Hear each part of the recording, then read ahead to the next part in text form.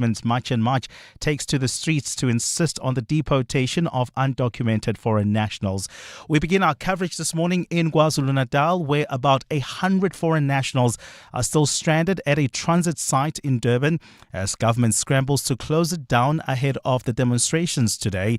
The temporary drive-in repatriation site on North Beach was set up to foreign nationals, mostly Malawans, who had fled their homes in fear of persecution. Many are now desperate to leave South Africa ahead of today's demonstrations. Thabiso Goba joins us now live from the transit site in Durban.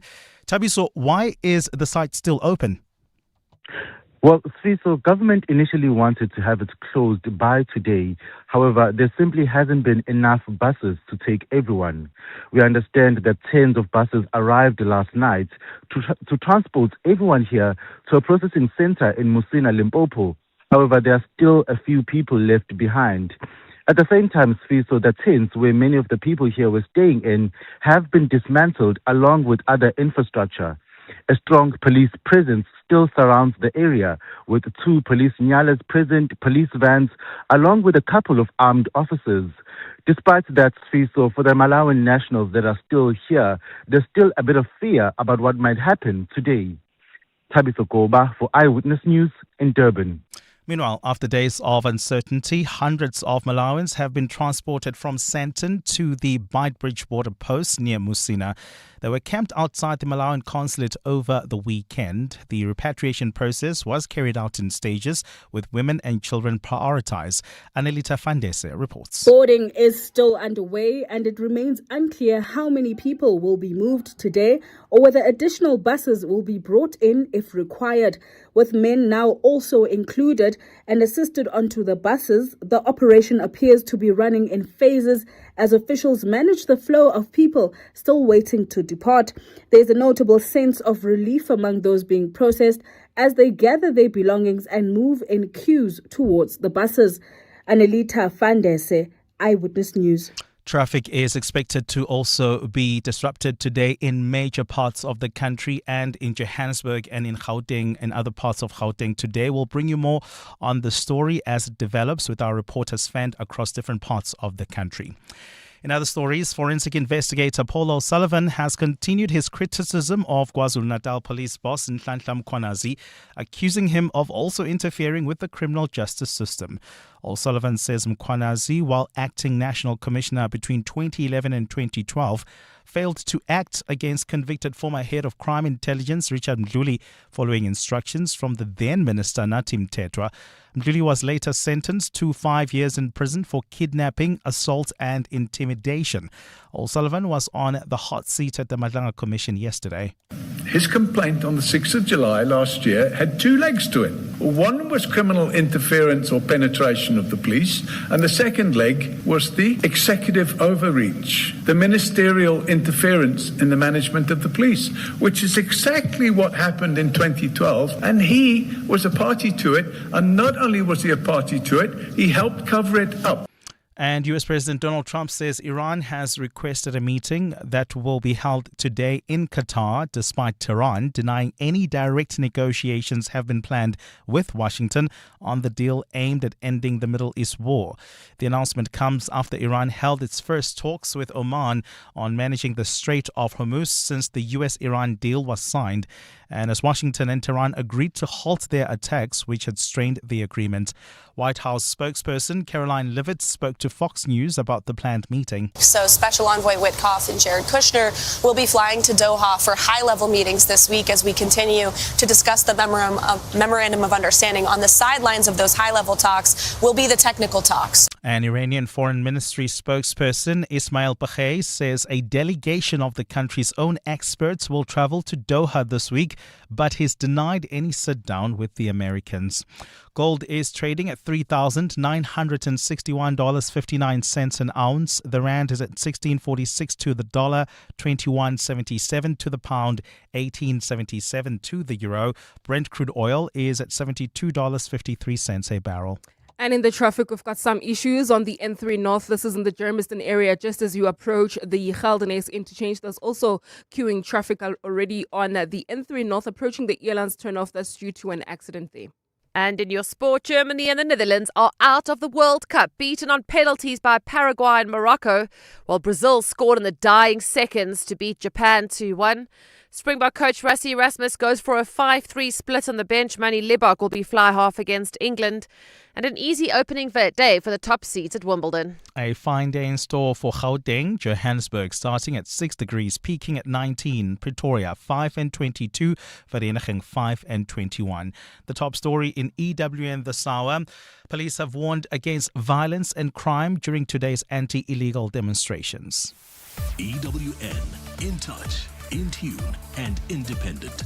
For the latest, visit ewn.co.za or download the EWN app. On Sunday, 26 July, 7:02 Josie My Josie Walk the Talk unites us all in the iconic Joburg CBD. 7:02 Walk the Talk. Enter now on primemediaplus.com. This is Breakfast with Bongani Bingwa On 702. Let's walk the talk. 7 minutes after 6 o'clock. Welcome to the program. It is, of course, that deadline, that date with destiny. How are you feeling this morning, the Tuesday, 30th of June, the date that we've all been waiting for? Where are you? Are you working remotely? Are you working at all? Is it business as usual in your world? Have you received a company email that says if you can't make it, people or it will be understood? The 100 or so foreign nationals stranded at a transit site in Durban is something we've seen around the country. Just last night, a friend sent this message in one of my WhatsApp groups. She drove past the Malawian embassy. She says there are hundreds of people camping outside, mothers with children on their back, some toddlers around. So much chaos spilling onto the road. No protests, just people trying to settle themselves to sleep outside in this cold with children. It's a story we've seen in Durban. It's a story we've seen in Cape Town. It's a story we've seen here in Johannesburg. How is this day going to go? Are you anxious? Are you afraid? Are you angry? Are you angry that failures to govern have brought us here? The persistent inequality and poverty and levels of unemployment, an education system that is not equipping its young people to be able to offer any skills to the market, crime and grime and corruption. And now we have our scapegoat, don't we? This is Breakfast with Bongani Bingwa On 702. Let's walk the talk. On our menu today, we'll be speaking to the organization Undoing Tax Abuse, AARTO. Do you remember that demerit system? If you are caught and given a fine as a motorist, as a road user, not only will it just be a fine, it won't just be a matter of you parting with your precious rands, but you'll lose points and eventually lose your license. You will not be allowed to drive on South African roads. It's the Administrative Adjudication of Road Traffic Offences Act. The can was kicked down the road. It was meant to take effect in December last year. The new date is tomorrow, the 1st of July 2026. Will it go ahead or will we see another postponement? Wayne Duvenage and AARTO are raising red flags around the implementation of this and how it perhaps could all go pear-shaped. Our big interview this morning is the Justice Minister. We had obviously hoped to speak to her last week, and today she's availed herself. And we're going to be talking to her about this date and some of the calls by some of these marchers and these organizations who are calling for mass expulsions and deportations and the practicalities of that.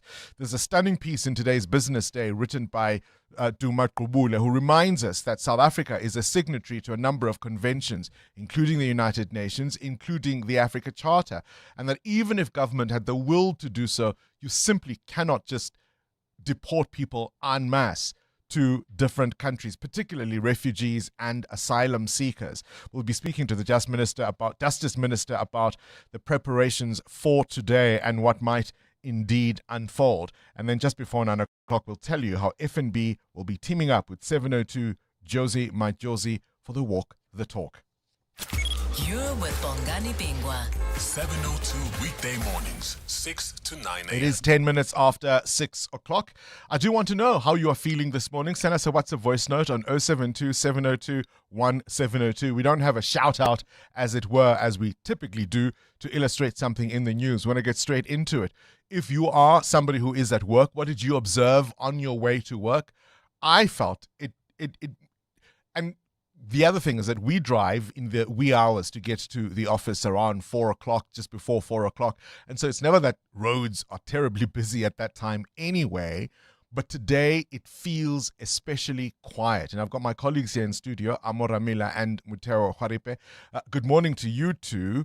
What were your observations on your way to work, Amo? Very good morning, Bongani. Morning to the 702 landers as well. Yeah, it was very quiet on my way as well. And I was expecting to see a lot of officials as well as the JMPD, but that wasn't the case. I think maybe they will be deployed to several areas a bit later on in the day. But I did expect to see a bit of officials on the road. So I think maybe that will happen a bit later on. Yeah, I didn't see. I saw some police cars patrolling in my neighborhood, just driving up and down. And I don't know if that was coincidence, if it was just, a van moving up and about. But I did see that. I saw certainly private security vehicles at a number of shopping centers on my way here. Lights bright on. They're not trying to hide. They want it known that they're there. And if people obviously want to start any problems, that they will respond to those. So that was a very clear sense. The visibility of private security, vehicles on the road and even in a number of shopping centers as I drove to our Sandton studios. And we're broadcasting from Sandton at the moment. But mostly quiet. Muteo, what was your sense? It was mostly quiet. I used an e-hailing service to come to work, right? And it took a little longer than it usually does. Ooh, did you have any conversation with the e-hailing driver? No, I actually didn't. But I saw a lot more South African drivers this morning as an option to get here. And it took about 10 minutes than it usually does when I do use an e-hailing service. So to even get a ride. Yeah, so I decided to check the names and surnames to see. And I was like, okay, it's South African drivers. The guys that, because the usual peak where I stay in Olivedale, there'll be like 20 cars, 30 cars. The cars were far more fewer this morning. But also on the drive, on Malibongwe, on the corner, there's usually guys that sell amakwenya and all that stuff. They had not set up today. So it was a pretty quiet day. It wasn't a normal day. Even going through the robots as we came here was pretty silent. It wasn't a lot of cars on the road. So I think people are also just tentative of what might happen. All right, we want to hear from you wherever you are. We always say that you are our eyes and ears as 702 landers. It's certainly, going to be a busy day much later on. If it's quiet now, it's going to be quite noisy later. And of course, we're monitoring the developments in a number of embassies and consulates as many foreign nationals spent the night in the cold as they're trying to get their countries to repatriate them to help them get out of South Africa. Let's walk the talk. 702. All right, we're also, of course, keeping an eye on proceedings at the Madlanga Commission of Inquiry. And yesterday, it was the forensic investigator, Paul O'Sullivan, who was being questioned by the commission. And he was speaking about the infiltration of organized crime in our criminal justice system as a long-standing problem. And he made the point that what we heard from KwaZulu-Natal Police Commissioner Lieutenant General Nhlanhla Mkhwanazi wasn't necessarily anything new. It's always been known, he argues. General Mkhwanazi brought it up on 6th of July last year, but it's nothing new. In fact, I'll give an example of the 1990s, when the head of organized crime in KZN, Superintendent Piet Meyer, was sent to prison for 10 years for colluding with drug traffickers. So it's not new. It's been going on for a long time. What's the point of diverging? What are you seeking to establish, or what are you seeking to convey to us by diverging on this? Commissioner, if one looks at, and later we will come to it because I've had the media conference of General Mkunazi transcribed. If one looks at the transcript, it looks like, wow, this is something that's going on, it's just happening. But actually it's been going on for donkey's years. And to have it suddenly thrust into the public eye on the 6th of July last year, I will be later explaining that in my opinion, that actually there's another motive for what happened last year, and we'll come to that later, Commissioner. Now, you may agree or disagree with Paul O'Sullivan in terms of the motives for Nhlanhla Mkhwanazi making his statements last year. But what is clear is, I think we're all agreed that some of these problems have been with us for a very long time. And I'm using that as an example of something that has been ignored and allowed to fester.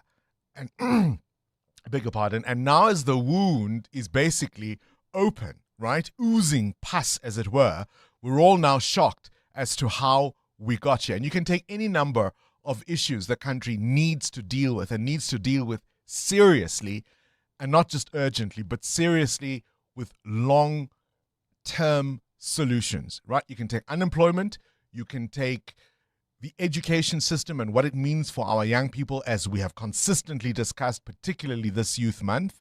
You can talk about inequality. You can talk about the state of our infrastructure, the state of our cities, of our roads, whether it's water, whether it's electricity. We've watched this movie unfold. We cannot now pretend to be shocked. Breakfast with Bongani Bingwa on 702. Let's walk. 17 after 6. Mateo Haripa, you've got a question? Yeah, I want to know this morning, what's that one brand or business that you've looked at and thought, geez, with so many customers, I'm sure these guys are making a fortune? Ooh, it's easy in the retail sector. I would probably put a guess at Checkers and even Discam. I think with me, it's been the scooters for Checkers. I was like, yo, every corner you turn, these guys are moving units, so they must be making a lot of. And money. I've been to, I mean, you've consistently spoken about Pick and Pay. Yeah. And I've been once or twice to their stores, and the buzz isn't the same. Yeah, it's a lot more I went quiet. to the Pick and Pay, the big one in Greenstone just the other day, and it was just empty. And it used to be one of those shops that was always buzzing, full of people. But you go to any Checkers, busy all the time. Amo? It has to be Shein for me, the online store where people buy. Every now and again I see a lot of deliveries being dropped off at the office. If I'm walking to either Sandton City, I see the van. In my complex, the van is always there to deliver something for people daily. Somebody's asking how in the would group, you know? Somebody's asking in the group, can somebody please pick up my Shein delivery? It's always just there, so I think they're making a lot of money. I've never ordered from Shein. You've never? No, not Shein. Oh, there are hundreds and thousands of people Who ordering do? every day. Oh, clearly out of it. I'll tell you why I'm asking. 702. Weather. 18 after 6. What conditions can you expect today? Well, let's look around the country, in fact. Temperatures maxing at 22 degrees in Pretoria, Johannesburg 19. And you can expect, of course, a partly cloudy day. Cape Town, your max is 16. Durban 20 degrees. That's the same for Bloemfontein, 20 degrees. Polokwane max is at 21. Uppington 23. Port Elizabeth 18. And East London 19 degrees. EWN Traffic. We are, of course, going to be monitoring the roads. I cheekily said in our little WhatsApp group yesterday that, Amo, yeah, it's going to be did you drink hot busy. water and lemon? I And I said, did. don't speak to anyone because you're going to have a busy day, my friend. Indeed, Bongani. But at this moment, to be very honest with you, we aren't seeing a lot of delays. It's as if people have chosen to stay away, if not taking part in the several protests that we will be keeping an eye on, of course, in Hillbrow as well as Midrand and even Soweto. But at this present moment, traffic is flowing in most areas. But if you're traveling in Randburg, we've got delays on the N1 North coming out of Malibongwe Drive. Do remember that traffic lights are out of order at Malibongwe Drive and President for sure, causing a slight backup there. And then there's also some issues in four ways on Winnie Mandela Drive in and out of the N1. We'll have more updates. Stay tuned. There's more EWN on air, online, and on the EWN app. 702 Josie, my Josie, Walk the Talk is calling on you to walk with the people for the people. And this year you can choose from 3 different inner city routes. 8 kilometers, 44 Main Street takes you from Ellis Park through Maboneng and Jewel City, past the Field of Dreams, and then you can go through the Main Street Precinct, Gandhi Square, and past the Carlton Centre. So whether it's 8, 5 or 15 kilometers, enter now on primemediaplus.com and get ready for the 702 Josie, my Josie, Walk the Talk, hosted by the City of Johannesburg. Hi South Africa, I'm Michael Owen. If you appreciate world-class sport and a great occasion, the Hollywood Bets Durban July is the place to be. The theme for 2026 is Country Allure, which sees the rustic style of the countryside meet the cosmopolitan cool of the city. On Saturday the 4th of July, it all comes together at Hollywood Bets Greyville, Africa's greatest horse racing and social event. I'll see you there. Breaking news. Motorists are bracing themselves for even more fuel price hikes in June. Or prepare differently. BYD hybrid vehicles use up to 70% less fuel than normal cars. And BYD fully electric vehicles, no fuel at all. Test drive the brand new BYD AARTO 2 DMI plug-in hybrid this June and kiss rising fuel prices goodbye forever. Visit byd.coza or your nearest dealership. BYD, build your dreams. The Money Show. Weekday evenings at 6. When you sort of see the tension, you can feel the tension in some cases. How do you think we can reduce it so that we don't ever have this kind of thing happening again? In South Africa, of course, what it's tied to, slow economic growth and high unemployment numbers. And you've got now the social fabric being destroyed along the way. Fumi Tikwe is the CEO at Sastria. The Money Show on 702. Let's walk the talk.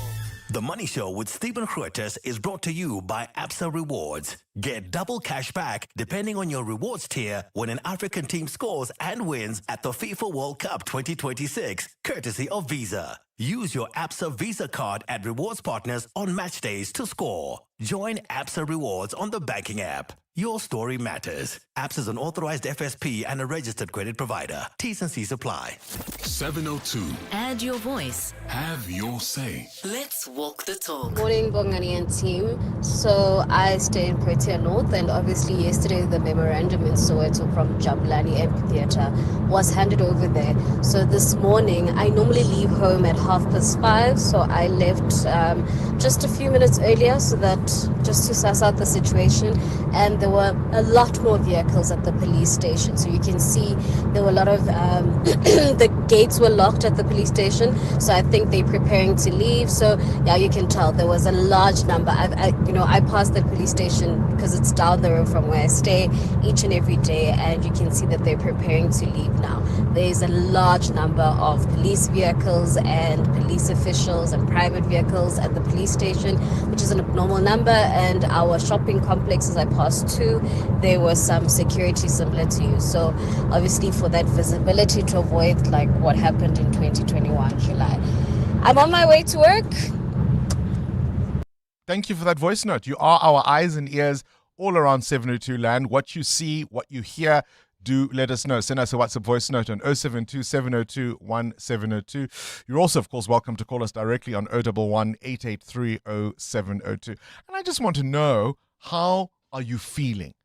How are you feeling? Are you anxious? Are you afraid about what might happen? Not so much that, law enforcement won't be in control of the situation, but that they might be provoked into something that will cause even more mayhem. Because that's part of what we have to contend with. The reality that some of these marches and some of these organizations, even though they want attention on what they're calling migration as a crisis, really some of the intention is to see and to test the response of law enforcement. Have we learned anything from the Farlam Commission about public order policing and that commission's recommendations, for example? What will this day be like? I want to know. How are you feeling? Start your day with Bongani Bingwa. 702. Let's walk the talk. 25 after 6 things you need to know. Then there was this, right? I can't think of a more secure precinct than the Parliamentary precinct, right? But a heads up, if you're planning to be around Parliament today, Parliamentary staff are working remotely as a precaution ahead of the planned protest marches. Parliament says the move is aimed at protecting employees whilst ensuring its work continues through virtual platforms where possible. Essential security personnel remain on duty under separate arrangements, and Parliament says it will continue monitoring the situation, providing updates if necessary. Are you at home this morning? Were you given the day off or at least an opportunity to work from home? Frankly, my dear, I don't give a damn. One of the most famous novels ever written hit bookstore shelves on this day in 1936. Margaret Mitchell's Gone with the Wind was published, later winning the Pulitzer Prize and becoming one of the best-selling novels in history before, of course, it was adapted into a classic Hollywood film. And it's one of those books I've never actually read. Is there a famous or a great literary work that everyone has talked about, Muteo, that you've never read? I'm thinking The Secret. I never read The Secret. The Alchemist. Never read The Alchemist. Is there a famous book, a piece of literature that people would side-eye you if they knew you've never read? For me, it was the Da Vinci Code. I haven't read Yeah, that. haven't read that either. I haven't read that. Yeah, I think that's the big one for me. Amo? The Secret is definitely the one that I haven't read. The Alchemist I did read. But the one that comes top of the mind is definitely The Secret. What's that book? It's all a buzz. Everybody talks about it, and you just go, I'm coming. Wait for me. Watch where you swim if you're heading to Greece this summer. Authorities are warning about an invasion of the silver-cheeked toadfish, a highly toxic species with razor-sharp human-like teeth that has spread into the Mediterranean as sea temperatures rise. So this fish carries a powerful neurotoxin that makes it deadly to eat. And while attacks on people are rare, one swimmer recently needed stitches after being bitten near Athens. Adam Gilchrist will tell us more in The World View. There's also World Social Media Day. Love it or hate it, social media, I would say, has transformed how we communicate, how we work, how we shop, how we date, how we consume news. It's connected billions of people around the world. We're all talking about the same things, aren't we, as a result of social media. But also, of course, raising concerns about mental health, misinformation, and screen addiction. If social media disappeared tomorrow, do you think your life would be better or worse, Muteo? Nothing would really change? No. I think we've moved along too fast and too far. I think it would definitely We're not in be it the now. same. Yeah, we're in it now. No turning back. No turning back. Amo? No turning back. Who's buying encyclopedias? No turning back. No turning I'm going back. Born on this day, Mike Tyson, one of boxing's most feared and controversial heavyweight champions, born in 1966. Mike Tyson is 60 today, guys. Mike Tyson. I still wouldn't 60. let him punch me, though. I Yo, don't care. soze. He became the youngest heavyweight champion in history at just 20 years old. That was 40 years ago when Mike Tyson first wore those belts. 702. The newspapers. Sisa Zulu. Good morning. In light of what's happening today in South Africa, the Zimbabwean government yesterday held a press briefing and saying that it is happy to receive its nationals who are returning from South Africa. President Emmerson Mnangagwa has directed resources towards a safe and dignified return of Zimbabweans, and the Ministry of Information and Publicity basically was saying that we are going to welcome all those who are coming to South Africa. They've even gone as far as directing all schools to make space for children who've been deported from South Africa. Yeah.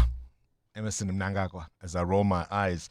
The front page of The Citizen, South Africa holding its breath, and they've got undocumented migrants lining up near a bus at the Durban drive-in yesterday, preparing to leave for their home country before the camp shuts down, and the operation is transferred to the border with Zimbabwe.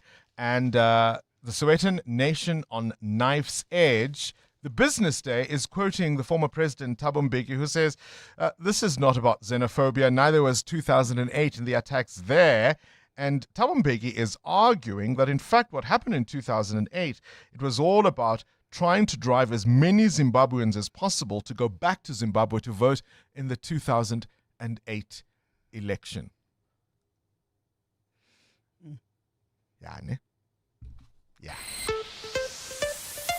EWN Business. All right, Mateo, let's talk about people who do know what they're doing and what they're talking about. Businesses or companies that you look at and you think, gosh, they must be making a fortune. What prompts that question? Well, Bongani, South African multinational Naspers has reported its strongest financial results, driven by growth across its AI-powered digital businesses and stronger contribution from its Chinese holding Tencent. The company posted a revenue of $10.8 billion. That's 171 billion rand, as well as a 14% increase in core headline earnings to $3.6 billion.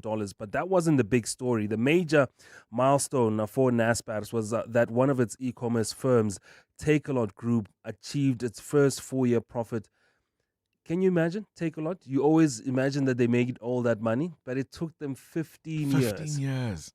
We all think online retailing is the thing. It was a good grind, and I'm sure Naspers had to invest over and over and over, but it reported its first full-year adjusted operating profit as a group of $11 million for the financial year ending in March. I always had assumed that they were making all this money, but this just shows how much hard work has gone into making. So they were taking a little.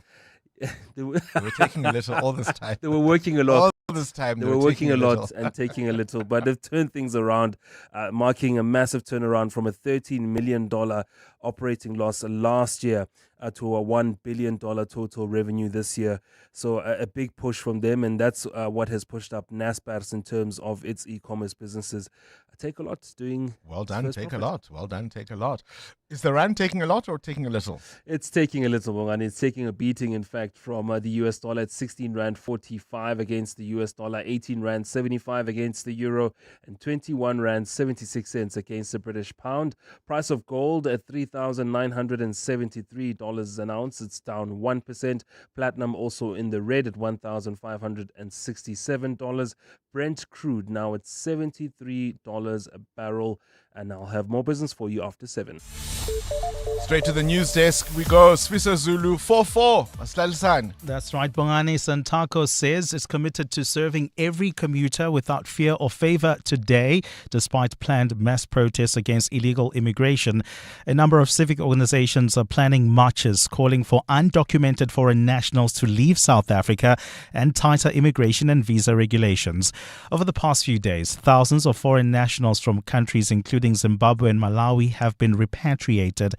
Government has promised that today will be a normal day, with the security cluster vowing that security has been bolstered. Santaco's Rebecca Pala says it's business as usual for the sector. We also acknowledge that people have got the right to protest, but we also acknowledge that whilst it is not business as usual, there are people who need to get to places of work, especially the essential service workers. And a big part of them rely on the taxi industry to take them to work.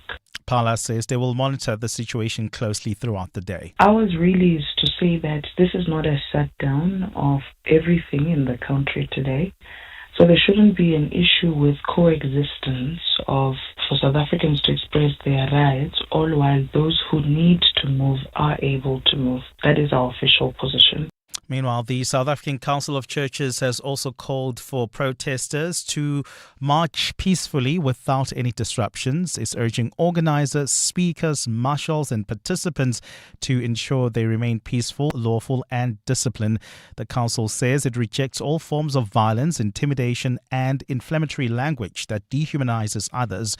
The Council Secretary General Mzandile Moloi. We hear citizens who believe that government has not acted decisively enough on matters of migration, border management, and our rule of law. These concerns are real. Yet, we must also say that no frustration, however deep, can justify actions that inflict suffering upon another human being. And in Cape Town, thousands of Zimbabweans are still camping outside the Home Affairs Repatriation Centre in Epping, waiting to be documented so that they can return to their country. About 3,000 people were transported from from the Zimbabwean consulate to Epping on Sunday.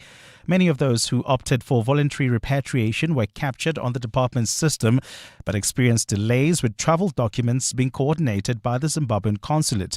Carlo Peterson reports. Last night, thousands of Zimbabwean nationals, many of them women and young children, were still waiting to be transported back to their home country. Shalta Marufu from Kokwe in Zimbabwe made a desperate plea for help to return to her country. I'm asking for help for buses. We are not happy here in South Africa. We are struggling. So we need help to go to our country. Many of the women and children were captured on the department's system yesterday, but were still waiting for their travel documents to be approved by the Zimbabwean consulate for them to return home. Carlo Peterson, Eyewitness News. And the National Consumer Commission has issued a recall of selected Jaguar Land Rover vehicles manufactured between 2020 and 2027. The Commission says the affected cars include the Defender, Discovery and Range Rover models. The action comes as the car company has identified a defect that may result in the driver's airbag failing to deploy when required to do so. The Commission spokesperson Peton Daba. We encourage consumers to hit the call and contact their authorized dealerships to have their vehicles inspected and repaired where necessary. Remember, any remedial work will be done or will be carried out at no cost to you as a consumer. A fine day in store for Gauteng today. The temperatures are at lows of 5 and 6 degrees, peaking at highs between 19 and 22.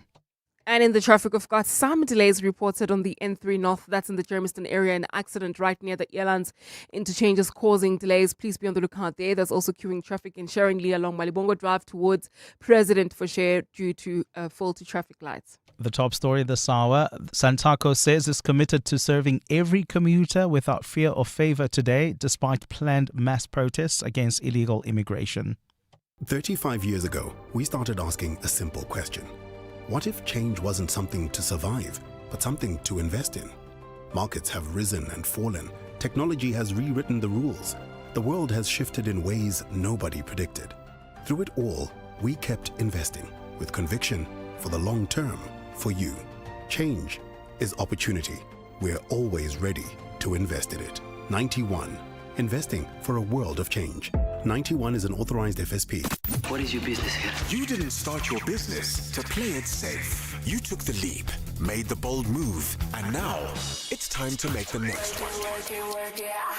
Next week, 702 and Budget Business Insurance are giving small businesses the chance to win their share of 100,000 Rand with the Budget BizBucks Bonanza.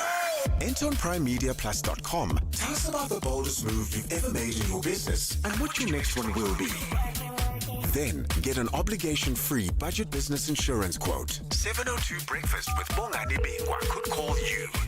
Budget Insurance is a licensed non-life insurer and FSP. T's and C's apply. Is there a word for the feeling of a road disappearing over the horizon? Beyonding? What about the feeling you get when you see sunlight flickering through rows of trees? Sun fizzing. Anyway, some things don't like to be explained. They just ask to be felt. Like the feeling of a drive built around you. Technology that's human first makes you one with your car in a way that you can't explain. You can only feel. And there's a word for that. Mazda. Wonder awaits. At the 702 Josie My Josie Walk the Talk, snap and share all 5 Mazda Wonder experiences using hashtag MazdaSA to stand a chance to win a share of 50,000 Rand. Coming up in the next hour, what's the question? Brought to you by OUTsurance. 3,000 Rand in cash is up for grabs. So first we'll give you $1,000 if you send us an answer with your name to 072 702 1702. Could be about any fact you have picked up from the show. Then later, someone else will ask a question that gets to your answer, and they will win 2,000 Rand. Now, you always stand a better chance of being selected if you've SMS'd out to OUTsurance to get yourself a quote. So do it now. SMS out to 45142, and you could save on your car insurance. 702. WhatsApp Bongani on 072 702 1702. Morning, guys. I live in the South Pasonia.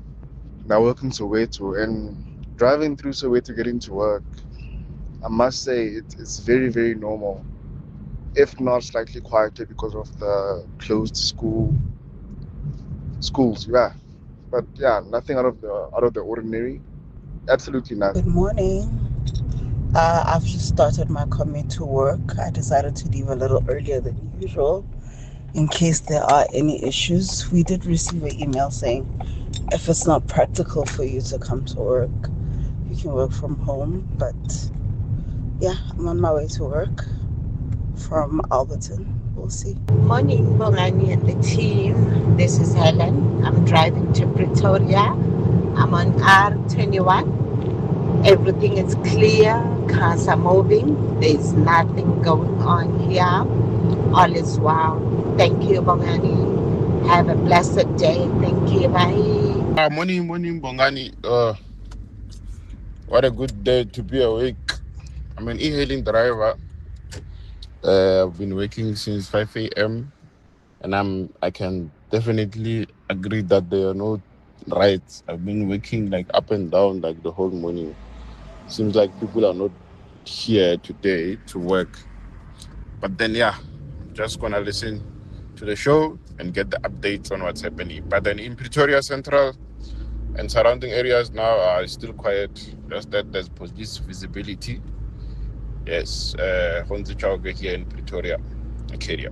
And maybe that's the point, right? Police visibility is the common theme from the messages we are getting. As always, you're our eyes and ears wherever you are. Tell us about your morning commute. What are you seeing? Wherever you are, do let us know. Is there police visibility? Is it quiet where you are? Are you working from home? Have you gone into the office? Is it business as usual? EWN Sport. Well, from things being calm and quiet in Johannesburg, Cindy Paluta, very good morning to you. Suddenly, all Bafana fans don't feel so bad. Yeah, suddenly it's like, oh, okay, not just us then, hey? Yeah, hey? So the absolute shock of the World Cup overnight is Germany being knocked out. How? The four-time winners are going home, beaten by Paraguay on penalties, of all things. Germany had to come from a goal down to equalize through Havertz, and after extra time, Havertz, Waldmar and Tar all missed in the shootout. It's the first time Germany has ever lost a shootout at a World Cup. Paraguay through to the last 16 where they'll play France or Sweden. And then this morning... Oh, my word. Morocco knocking Netherlands out on a penalty shootout. Just before we came on air, we were watching this game in the studio, could not believe how many players on both teams kept hitting the posts. Right? It was like there was magic juju on the on the posts, and the posts kept moving. And then the poor goalkeeper from the Netherlands, who at one point had looked like he had saved a penalty, and then it fumbled over the line. Shame with his legs. Oh. Yeah, shame, man. And I just kept saying, oh, somebody's child. It's somebody's child at the World Cup, you know? I mean, the Dutch players were absolutely devastated. They were crestfallen. These men were lying on the field weeping. It's done. But a great win for Africa because Morocco goes through to the last 16, right? So the game had finished 1-1 after Gakpo opened for the Dutch before Diop equalized in the 90th minute. So Morocco winning the penalty shootout will now play Canada. Brazil fought until literally the last minute to beat Japan 2-1. Brazil also had to come from a goal down. Brazil! Equalizing through Casemiro and then Martinelli snatching that win in the 95th minute. Right. What a World Cup. Let's bring it back calmly. Springbok coach Rassie Erasmus has gone for a 5-3 split on the bench for Saturday's Nations Championship opener against England. Siya Kolisi stays captain. Manny Libbocks at fly half, while Cheslin Colby and Damian Willemse will get a 50th test cap. Obviously, two guys getting the 50 caps, which is great.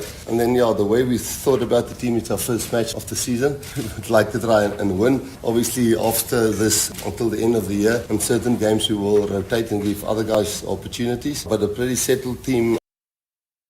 At Wimbledon, no upsets, but the top seed Sinner did struggle yesterday. 5 sets to get past the unseeded Kemanovic in the first round. 4-6, 6-3, 6-7, 6-2 and 6-3. Djokovic needed 4 sets to get to the second round, advancing with Aguila Sim, Medvedev and the higher seeds out on the men's side, Rublev and Rud. While on the women's side, straight sets wins for the top seeds, Sabalenka, Goff, Andreeva and Pagula. Women's T20 Cricket World Cup semi-final this afternoon. The unbeaten Australians up against the West Indies. That's at 3:30. And in the men's game, New Zealand thrashing England by 160 runs in the third test to win the series. Cindy Paluta, Eyewitness News Sport. Visit primemediaplus.com to enter 702 Josie My Josie Walk the Talk. Hosted by the City of Johannesburg. Walk with the people, for the people, for our Josie. For Joburg, by Joburg, in Joburg. Bamise bonke. So when you're walking 702 Josie My Josie Walk the Talk on Sunday, the 26th of July, do keep your eyes open because Mazda is bringing wonder to the 8-kilometer route. So there are going to be 5 Mazda Wonder experiences, including a piano performance, a world of color, a bubble field, a Japanese garden, and the Mazda Wonder Hub. Visit one of the 5, then capture and share your wonder moment on Instagram, Facebook, or TikTok. Tag and follow at Mazda SA. Use hashtag Mazda SA. And there's 50,000 Rand up for grabs, hey? Mazda, where wonder awaits. T's and C's apply. At the 702 Josie My Josie Walk the Talk, snap and share all 5 Mazda Wonder experiences using hashtag Mazda SA to stand a chance to win a share of 50,000 Rand. We at Monument Dental are very happy with the premium we're paying. I wish I did it sooner. Outsurance business insurance clients know that it pays to switch. And did you know you could get a massive 20% discount on your business insurance premium when you switch? For dentistries, general medical practices, and all other businesses, get a quote today and see why it pays to switch to Outsurance business insurance. Visit outsurance.co.za or call 08600 60,000 today. Licensed insurer and FSP. TCs and information online. The Brainy Kids of the Whiz Quiz. On 702. Hello 702, my name is Vanele. I am 12 years old. I go to Starfop Independent and I am very excited to play the Whiz Quiz with Angel Bongani today. 702. Coming up at 7:15, the big interview. EWN Traffic. 14 to 7, this EWN Traffic brought to you by Outsurance. SMS out to 45142 now. And you could save on your car insurance. If you don't, you can ask them for 500 Rand. Delays to be expected throughout the day, Amo? That's correct, Bongani. In fact, motorists are being warned to plan their trips ahead of time, particularly if you live in areas like Soweto and as well as Midrand and even the Hillbrow area in the Joburg CBD. Please make sure that you know exactly where you're going and how you're going to get there. But if you are leaving your house this morning, please leave a bit earlier than usual because you will be delayed due to demonstrations that will be taking place in several areas of Gauteng. If you are currently traveling in Germiston, we've got an accident reported on the N3 North. It happened right near the Elands interchange. It's causing delays. And then there's a slight backup reported on the N3 North approaching the Geldenhuys interchange. We'll have more updates. Do stay tuned. There's more EWN on air, online, and on the EWN app. Things people stress about in traffic. Number 48. Did I upload the updated version of the presentation? Oh, the anxiety. Well, with the Outsurance Pointsman on your route, at least the traffic is one less thing to stress about. The Outsurance Pointsmen have been easing traffic congestion so we all get to where we need to be quickly and safely for the past 20 years. With Outsurance, you really always get something out. In partnership with 702. Outsurance is a licensed insurer and FSP. Breaking news. Motorists are bracing themselves for even more fuel price hikes in June. Or prepare differently. BYD hybrid vehicles use up to 70% less fuel than normal cars. And BYD fully electric vehicles, no fuel at all. Test drive the brand new BYD AARTO 2 DMI plug-in hybrid this June and kiss rising fuel prices goodbye forever. Visit byd.coza or your nearest dealership. BYD, build your dreams. All the movers, the shakers, the hustlers, the champions of Joburg. These aren't just characters in the story, they are the story. And Sunday, the 26th of July, you, APSA, and thousands of others are coming together to celebrate the remarkable people and places that move Joburg forward. In the 702 Josie My Josie Walk the Talk. I mean, Amo, the excitement is palpable. Every time we talk about this, I can see the lights going up, your eyes lighting up. You can't wait, right? I can't. Progress doesn't just happen from the sidelines. It happens step by step, story by story, together. And APSA supports the people of Joburg, enabling their stories. And that's why APSA has partnered with Mazda, listen to this, Amo, to change someone's story by giving you a chance to drive away in a brand new Mazda 2 on the day.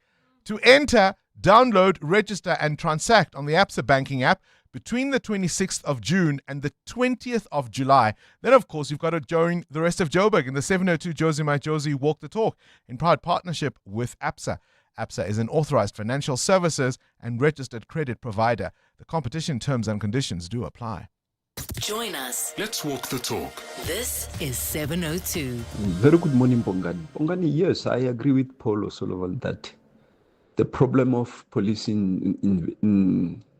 infiltration it is not new.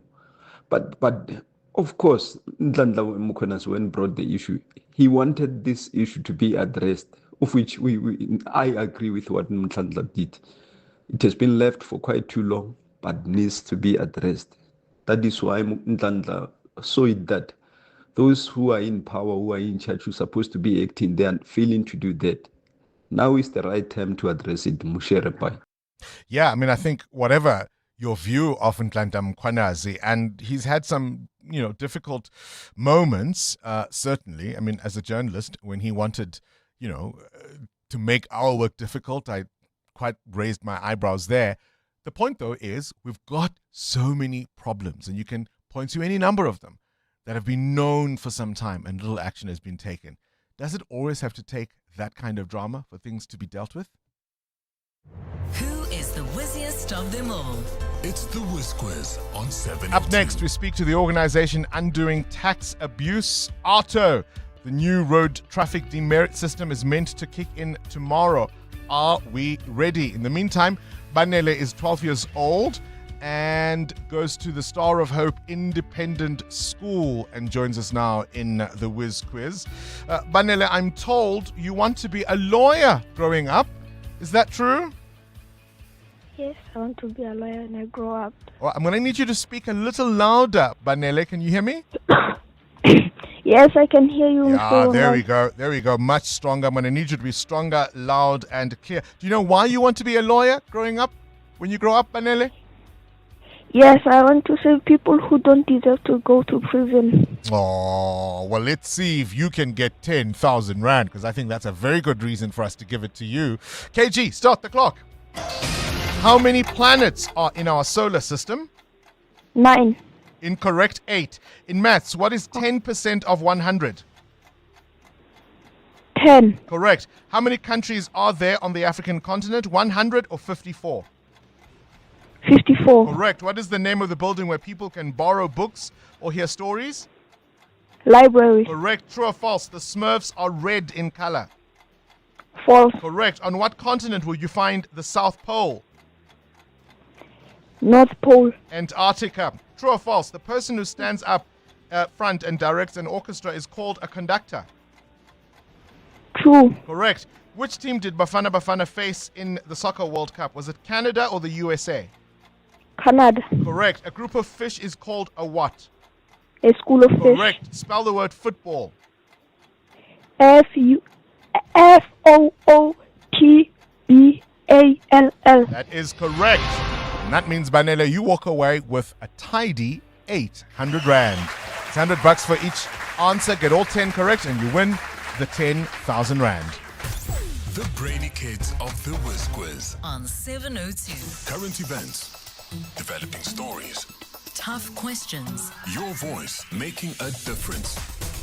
This is Breakfast with Bongani Bingwa. On your marks, get set, steady, do not go. The country's much debated Administrative Adjudication of Road Traffic Offences Act, AARTO, is meant to kick in on the 1st of July 2026. In fact, it was initially planned for December last year, but that can was kicked down the road. There were objections around the practicalities of its implementation. Are we going to be back there? Wayne Duvenage, the CEO of AARTO, the organization Undoing Tax Abuse, joins us now. Always a pleasure to have you on the show, Wayne. Thank you for your time. Bongani, nice to be with you and your listeners. Take us back to December and why this was deferred to the 1st of July. And I suppose the big question is, are we any readier this time? Yeah, this is really as clear as mud. They weren't ready then. Now, just yesterday, we saw they've promulgated the act or parts of it to say that they are going ahead on the 1st of July, which is tomorrow? And they still haven't produced the regulations. So essentially what they're saying now, Bongani, is that they've switched on the infringement process. This is how they apply the act and the payment processes and how you represent yourself if you're going to object, and how the appeal process works. But they haven't switched on the demerit point system, or the fact that they're going to be suspending licenses, or the fact that there's supposed to be a rehabilitation program, because unless they have the demerit point system, they can't have that. So it really is very, very messy, and we're waiting for the regulations. This is the rules. This is how you process it, how you fill in which forms, what is the time period, what are the fines and fees. None of that is in place yet. So I don't know how they do this, but it is very much a Johnny-come-lately process now, and it's almost as if they're just trying to meet this deadline that they set, and we believe they're still not ready. And this is, by the way, only going to apply in 60 municipalities. There are 247. Some of the Western Cape ones, City of Cape Town, have been exempt because they're challenging it. Selga is challenging it. They're in court. The post office is intervening. So it's extremely messy at the moment, and we need the Minister and the Department of Transport to come on air and explain exactly what is happening here. So there's lots of technical and administrative issues that are yet to be resolved. Yeah, a lot of them. And without the regulations, we don't know how you proceed, because the regulations spell out exactly how this works, and we still need to see those. The public need to see them because there may be objections. The post office is now intervening on that Selga matter. Selga is trying to stop this because Selga is saying, look, the municipalities have a right to manage their own traffic fines. This is something, by the way, we warned of in our court case a couple of years ago, where the local government has executive powers. It can do what it needs to do to manage its traffic fines. Here comes national government trying to put a national process in place, and the municipalities aren't happy with this. The post office is now the electronic provider of the information through WhatsApps and so forth. Remember, in the past, it used to be a registered letter. I mean, the post office and postal system is completely broken. So now it's turning into electronic space. The post office says they're ready. So they're intervening to try and challenge the Selga matter. And again, just adds a lot more complexity to this process. And of course, there are questions around the outsourcing of parts of AARTO, and that's reportedly with over R1 billion. As they say, show me the money. Yeah. So we need to see all of this, but I think the Minister and the Road Traffic Infringement Agency needs to now start explaining exactly what happens from tomorrow. We don't believe it's ready. And would you agree with the concern that ultimately, traffic enforcement and traffic fines ought to be about the enforcement of the rules and public safety, of course, rather than necessarily only or mostly about generating revenue? Well, exactly. And this has been one of the biggest problems with traffic fines in this country. It is all about, it's almost a revenue line item in municipalities. Go out there and just apply traffic fines. So it's a case of, well, we need more money, so let's just put some more camera traps up. But that doesn't resolve unroadworthy vehicles, unlicensed vehicles, unlicensed drivers. We need more visible policing if we're going to get on top of the carnage on our roads, and not just this administrative process, which is all about revenue collection. And that's where it really comes, where it fails. And it's safe to say, if you and I have a few questions about this, the general public will not likely be adequately informed about what comes next. They're not adequately informed at all, and this is going to create more problems for the Department of Transport. It's going to, I think, be met with more legal challenges and more delays. And we've said to the Minister and the RTA in the past, sit down with these important stakeholders. We want to work together with you to resolve these challenges, because you cannot just legislate something into being. We saw that with e-tolls. You think you pass a law and everything falls into place. There are a lot of practicalities that have to be sorted out first, and they're not there yet. So it's going to be very, very messy, and I think it's going to be met with a lot of resistance. All right, Wayne Duvernay, appreciate your time as always. The CEO of the organization Undoing Tax Abuse, talking about the AARTO demerit system that is meant to take effect from tomorrow. How much do you know? You're with Bongani Bingwa. 702 weekday mornings, 6 to 9 a.m. Up next, of course, we're going to be speaking to the Minister of Justice and Constitutional Development. This is Minister Mamuloko Kubai. We're going to be talking about today and the planned protests. I want you to listen to this chilling clip from one of the leaders of March and March. This is one of the movements that is going to be demonstrating today. And here, Jacinta Ngobese Zuma, the failed DJ, talks about people and migrants who need to leave the country. Yeah. Remember, they left their countries because they feared for their lives, didn't they? Now, if they fear for their lives, what's stopping them from going to the next country? Why are they still fighting to be in South Africa? If you fear for your life and you're an immigrant, this is the best time to go back home. I mean, you fear for your life. You ran away from your country because you feared for your life. Why are you fighting in South Africa? What are you fighting for? Because it's not your country. Go back and fight in your country or find another country to go to. We also have our own problems now. On her own version, she's saying there that migrants have a reason to fear for their lives in South Africa. Certainly one of the questions the Minister of Justice must answer, as must others, is why has this kind of incitement been allowed to take hold? More of that after this EWN. This is EWN. All eyes are on today's anti-immigration protests. We go live for the latest and... No matter where life has taken them, no matter the circumstances that bring them back, they will always find open arms. Zimbabwe prepares to welcome its citizens. Good morning, I'm Sfiso Zulu. South Africa is bracing for anti-illegal immigration demonstrations in most parts of the country, spearheaded by civil organization March and March. They've mobilized supporters and are set to demonstrate, calling for undocumented foreign nationals to leave South Africa. Leader Jacinta Ngobese Zuma has criticized government for not addressing what she describes as the illegal immigration crisis with the urgency it deserves. Acting Police Minister Firoz Kachalia has vowed officers are on high alert with 600 million rand set aside for security today. Government has sent a stern warning for all march participants to demonstrate peacefully with no violence, no intimidation or destruction of property. We've got our reporters fanned out across the country, and we begin our coverage in Johannesburg, where it's business as usual. Commuters are heading to work, taxis are running their normal routes, and businesses have opened their doors. We cross now live to Mongezi Koko, who is at the Arthur Block in Mayfair. Mongezi, a slow start this morning. Indeed, Sviso, it's a cold start to the day here in Mayfair, with temperatures sitting at around 9 degrees, but the mood is calm. On my way here through parts of the Johannesburg CBD, Brixton, Crosby and Mayfair, it was very much business as usual. Taxis and buses were ferrying commuters to work, shops were opening, and there were no immediate signs of any disruption. Behind me, police are preparing for a high-level operational briefing, where Gauteng Police Commissioner Tomi Mtombeni will be joined by Acting National Police Commissioner Puleng Dimpane and Gauteng Premier Panyaza Lesufi to assess law enforcement deployments across the province.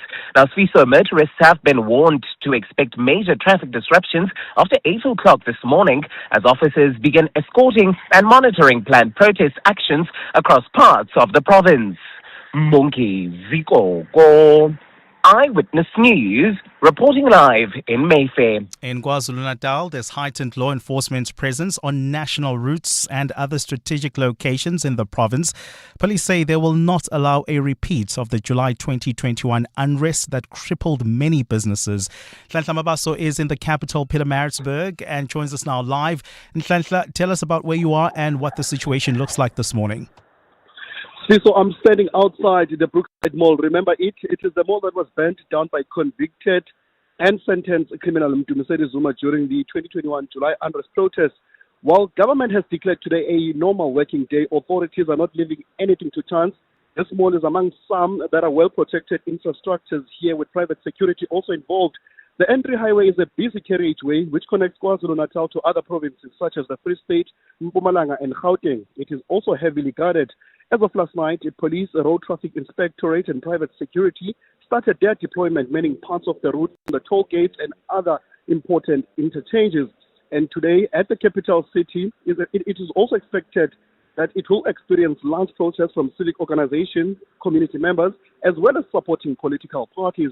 So Eyewitness News, I'm reporting live from Pietermaritzburg. And in Limpopo, things are relatively calm at the Beitbridge border post in Musina this morning. Thousands of people are expected to cross into Zimbabwe.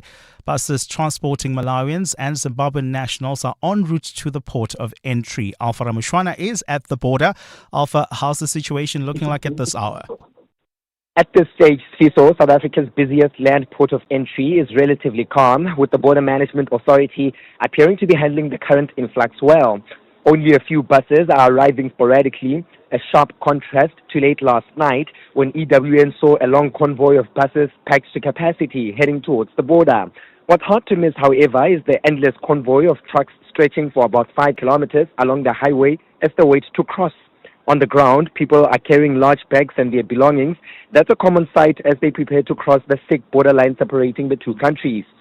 So things are expected to become far busier later today, as some buses transporting Malawian and Zimbabwean nationals have now started making their way towards the Beitbridge border. Alpha Ramshwana, Eyewitness News, reporting live from the Beitbridge border in Limpopo. And in Zimbabwe, the government there says it's happy to receive its nationals who are returning from South Africa. President Emmerson Mnangagwa has directed resources towards a safe and dignified return of Zimbabweans. Speaking at a media briefing yesterday, the country's Information and Publicity Minister Zemi Soda said Zimbabweans are always welcome in their country. This is their country. This is their home. No matter where life has taken them, no matter the circumstances that bring them back, they will always find open arms and a warm welcome on Zimbabwean soil. For more coverage, you can follow all our reporters and our reporting on all our digital platforms, ewn.co.za.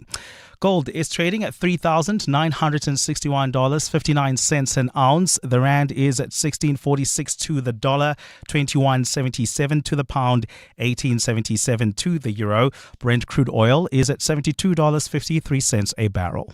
And in the traffic, we've got delays in Germiston along the N3 North. This is between the Rand Airport interchange and the Elands interchange. That's due to an accident. Please be on the lookout there while traveling in four ways. Some delays along Winnie Mandela Drive approaching Leslie due to faulty traffic lights.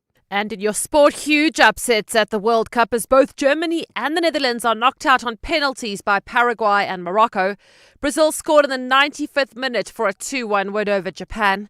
Bach coach Rassie Rasmus names Mani Libok at fly half to take on England this Saturday, and Serena Williams returns to Wimbledon today. A fine day in store for Gauteng. The temperatures will peak at highs between 19 and 22 degrees. The top story in EWN this hour: South Africa is bracing for anti-illegal immigration demonstrations in most parts of the country today, spearheaded by civil organization March and March. EWN, in touch, in tune, and independent. For the latest, visit ewn.co.za or download the EWN app. Visit primemediaplus.com to enter 702 Josie My Josie Walk the Talk.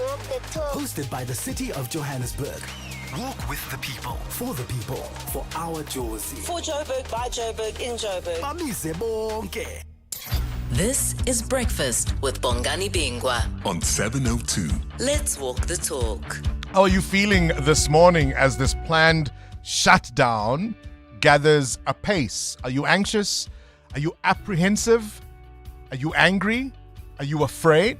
Most of the voice notes we've been getting this morning from 702 landers are giving us a sense that things are calm.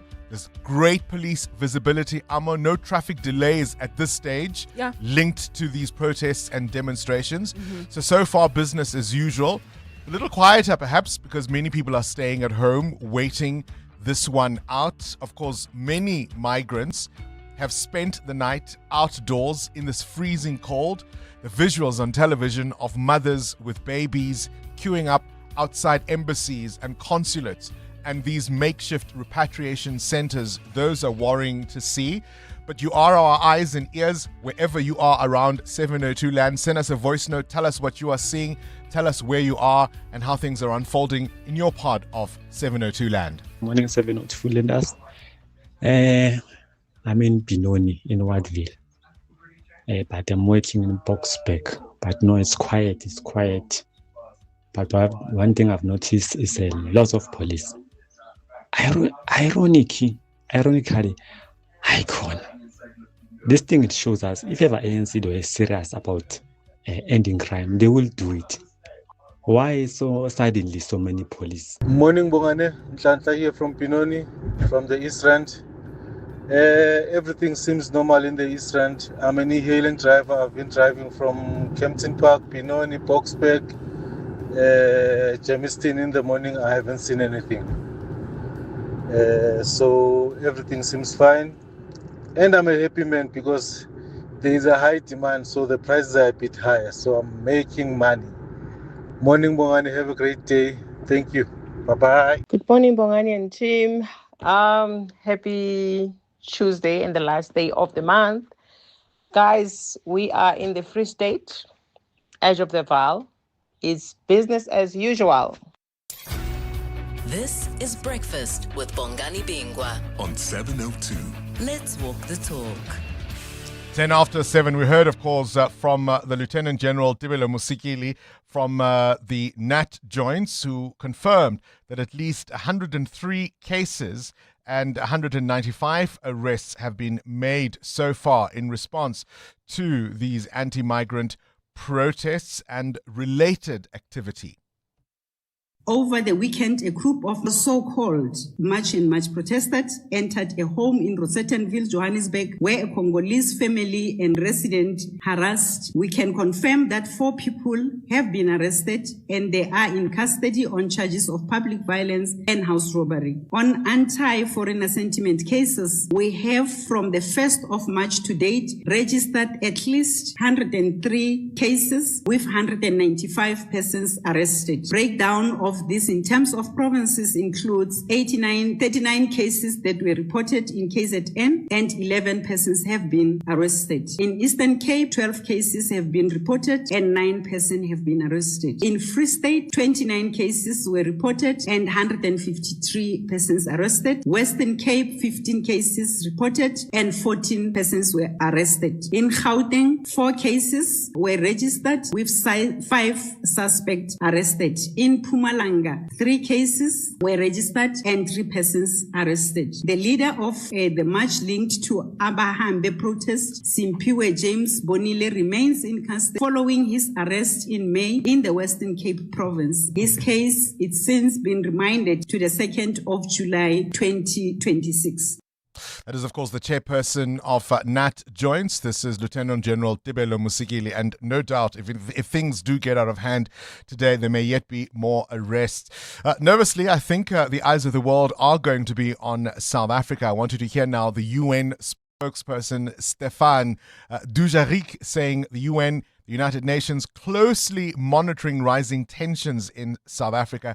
The UN, of course, has condemned violence, vigilantism, and hate speech. Our general and our country team, led by our colleague Nelson Mufu, have been closely following these developments, especially in advance of the mobilization announced for tomorrow. It's important that the situation remain calm, restrained, and there's full respect for human rights. I think, on your second question, like anywhere else in the world, addressing the impacts on a society of migration must be done within the rule of law, without discrimination, and in a manner that upholds the human rights and dignity of all people. We're seeing many countries throughout the world face this problem, but it's a whole of a society approach, right? It needs to be dealt with by ensuring inclusion of the citizens of the country, addressing the needs of migrants, of refugees, respecting their rights, also looking at the broader socioeconomic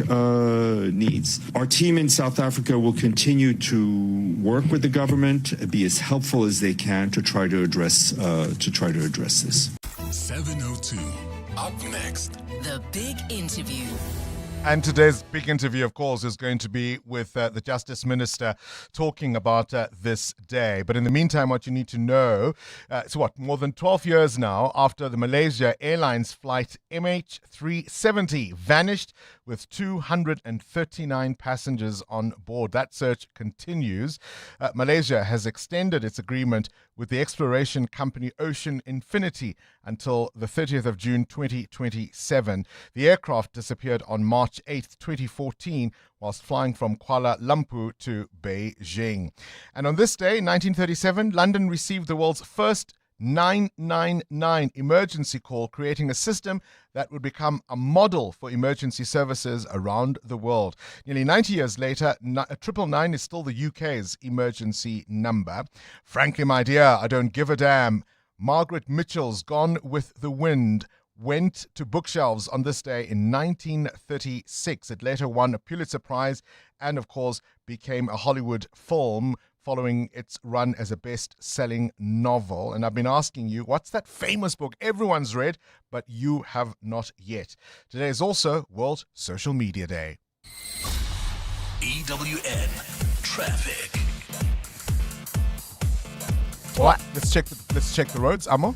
Well, Bongani, we've got some delays in Alberton along the R59 North approaching Swartkoppies Road. There's also queuing traffic on Albertina Sisulu Road approaching Marcia Street. This is just as you head towards the Kiludi's turn-off, so please be on the lookout there. And we are still keeping an eye on those road closures, traffic disruptions, as well as movements on the roads ahead of the several protests that are meant to take place this morning. More updates coming up. Stay tuned. There's more EWN on air, online, and on the EWN app. 702. The Big Interview with Bongani Bingwa. 16 minutes after 7 o'clock, South Africa on tenterhooks. Just as a sample, the Citizens front page today, South Africa holds its breath. The Sowetan is running with Nation on knife's edge. We are joined now by the Minister of Justice and Constitutional Development, Minister Mamuluko Kubai, to talk to us about what can be expected today. Minister, appreciate your time this morning. We're an anxious nation today, are we not? Good morning, Bongani, and good morning to your listeners. I guess South Africans have the right to expect to be protected, and we can assure them that the state will definitely ensure that their lives and their livelihoods are protected. The president has said there's no national shutdown, but already we are seeing many businesses have taken extra precautions, some opting not to open. Certainly, police visibility is welcome, but many using even private security to safeguard their businesses. I've not seen many, particularly that they've used private security, but you'd remember the Minister of Police have had an engagement with private security as partnership, and we'll always do that every time we have activities, whether it's festive, because we work together with private sector in terms of business against crime. The issue of precaution by South Africans themselves, I guess it's their right, but we as the state have said that it's a normal day. The president has announced, and that's why we said we'll take measures to ensure that the country feels safe. I know there have been consultations with business, with labor, with churches, even traditional leaders. I think the president met the Zulu King just yesterday. South Africans, as I said at the start of this interview, Minister, are obviously anxious about what this day will mean. How confident are you that law and order will be maintained? I can safely say across the country from the reports that we had, there's not been an incident, and we expect that to happen throughout the day. The people who are marching have a right to march as enshrined in their constitution, and will protect that. What I want to appreciate, Bongani, is that compared to previously where they would refuse to cooperate with the state, they've agreed to share information of their marches, they've agreed to share in terms of their routes, and that actually assists us in terms of ensuring not only that we're protecting the citizens, but the marchers themselves, because they are South Africans, and the Constitution guarantees them the right to be able to protest and voice their grievances against their government. Minister, there's been some concern that these aren't just spontaneous protests by ordinary South Africans, and whilst perhaps the sentiment around service delivery and failures may be widespread, these are groups that are organized, that seem to have considerable funding, and that there may be a third force or outside actors behind the scenes pulling the strings. Do you share that view? Look, in the meeting on Saturday when the president was leading it from government side with the kings and queens, some of them did share approaches by various governments outside the country, the republic, shared various organizations coming to offer them money. It was something that was quite shocking, but also the issue that at least our kings and queens are... Oh, Minister, do we have you? Minister Kubai, are you there? Hello, Bongani. We lost you there for a second. Yeah, all right, we lost you for a second. Apologies. Please continue. Yeah, I was saying that, for example, the sharing of information by South Africans, as I say, the kings and queens and traditional leaders who say that individuals outside the Republic have approached them, offering them money for various activities. We'll continue to deal with that. Our responsibility, Bongani, is to educate South Africans, is to educate various institutions, various leaders, organizations, in terms of external influence and what does it mean on the stability of the country. Part of the concern from my point of view is, of course, as you say, we all as South Africans have the right to protest and march and demonstrate. We know the rules around that. But we're also being concerned because we've been watching some of these groups take to the streets in various cities across the country, be it Durban, be it Pietermaritzburg, Johannesburg, and quite often the speakers and some of the leaders of these various groups are insightful, perhaps not always explicit, but you get the sense of what they mean and what they say at these public gatherings, and they seem to be allowed to do it. We have been assured by law enforcement agencies, Bongani, that they will definitely take action. There's been reports of arrest in terms of some of the leaders where there's evidence that they have done wrong. You do not want the state to effect malicious arrests. We must always guard against those. State must and law enforcement must arrest when they believe that they have a case, and they will be able to stand scrutiny when they process that case. I suppose the trouble is we don't always have a case, because I'll take you back to 5 years ago and what happened in July 2021. Many of the leaders and instigators of that crisis still are at large, and we don't really have a sense of who some of them were. But some of them are before the courts, Bongani. That we must acknowledge. It's not everybody that has gotten away. You've got some of the individuals appearing before courts and their matters are still being processed. And as you can see with those cases, these are not easy matters that you can be able to process. But where there's been evidence, for example, in the Western Cape, a ring leader was arrested. In Gauteng, four individuals who have been arrested, who went into the houses actively participating and threatening people, have been arrested. So there is statistics, and NetJoints reported yesterday about the statistics of what action has been taken by the state. We do understand where South Africans says, please act. Yes, we will act, but we can't act maliciously, we can't act recklessly as the state, and we always advocate for our law enforcement agencies to act within the law to ensure that when they go and arrest a person, there is prospect of success for that person to be prosecuted, so that we do not have claims later for people suing the state for wrongful arrest. What happens next, Minister? Obviously, there's preparation for today because we had advance warning of it, and hopefully things will be under control for the rest of the day. But what happens next?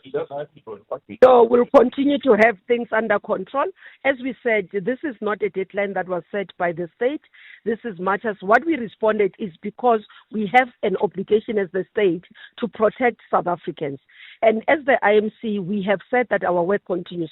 On the 2nd, we are flying together with, led by Minister of Defense. We are going to the borderline to inspect and ensure that we can start implementing, closing the weaknesses in the borders, attending to those. We'll continue to do, we are doing reviews of legislation. The 5 pillars that the President has announced continue to be our work. We will report monthly to Cabinet because Cabinet sits monthly. We will be reporting monthly to Cabinet on the work. So since the establishment of this IMC was not about the 30th of June, was about dealing with the migration issue, which is a problem in the country and also having to be addressed. It's a phenomenon that globally everybody is dealing with, and it has to be managed in a manner that it does not compromise the integrity of the state, it doesn't threaten the life, but also treat those who are within our borders as well with the dignity that they deserve. And we call upon everybody to act within the rule of law, and no one must violate the law, whether they are citizens or non-citizens of the Republic. Minister, I suppose the final question is we can debate, you and I and anybody else, about the motives of some of the leaders of these groupings, but quite clearly there is this sentiment. It may not be unique to us, as you argue. What has government learned from how we have got to this point in terms of how South Africans are feeling about migration, but also the dissatisfaction with our lot in life, whether it's issues around crime, around employment, around poverty, and so on? Yeah, definitely, Bongani. This debate is something or a discussion that can be long in terms of how you deal with the issues. But the fact is that South Africa is where it is because South Africans are feeling the pain. The high crime area where people are now starting to say this, foreign individuals who come into our shores commit crimes and they associate that with foreign nationals. And we've got to be able to deal with that. And that's why we are saying they must operate within the law. Number 2, it's the issues of poverty, where people are seeing themselves unemployed and therefore blaming foreign nationals from taking their jobs. We've got to work together to ensure that our economy improves. So it's a multifaceted approach from justice sector to economic sector, but working in partnership to rebuild our economy, to rebuild our communities. There is no country that can operate on its own without migrants. That does not happen. But our message is that those who are within the shores, indeed illegally, have to make sure that they leave, or those who are here illegally, we cannot afford for them to commit, or those who are within the country legally, we can't afford them to committing crimes and breaking the laws of the country. Are you worried that some of the protesters may provoke police into actions that will be heavy-handed? No, I'm not worried about that. A message the net joints and the commanders have actually briefed their deployments, and we all expect that police officers and law enforcement officers will act within the law. But we're saying people must not break the law because they will definitely face the might of the state. All right. Appreciate your time, Justice and Constitutional Development Minister Mameluko Kubai. So the other day I get this call from an insurance company, and they asked me if I knew what their third-party policy entails. I said, third party? Whoa, big dog. I haven't even been invited to the first one yet. And they just put down the phone. I don't get it. Don't get that insurance. Get Pineapple. It's easy to get and online. Pineapple FSP 48650 is underwritten by Omont Insure Limited, a licensed non-life insurer and authorized FSP. T's and C's apply. Hey guys, this is Robert Marawa, Hollywood Bet's brand ambassador. Playing responsibly is part of the winning strategy. Make smart choices and continue to score. If you or someone that you know needs help, call the South African Responsible Gambling Toll-Free Counseling Line on 0800 006 008 or WhatsApp help to 076 675 0710. Hollywood Sportsbook is a licensed betting operator. Hollywood Bet supports responsible gambling. No persons under the age of 18 years are permitted to gamble. Winners know when to stop. When the people of Joburg unite for the 702 Josie My Josie Walk the Talk on Sunday, the 26th of July, safety will be our priority. So we'll be working closely with the South African Police Service, the JMPD, private security teams. There'll be emergency services on standby, city wardens and other key stakeholders.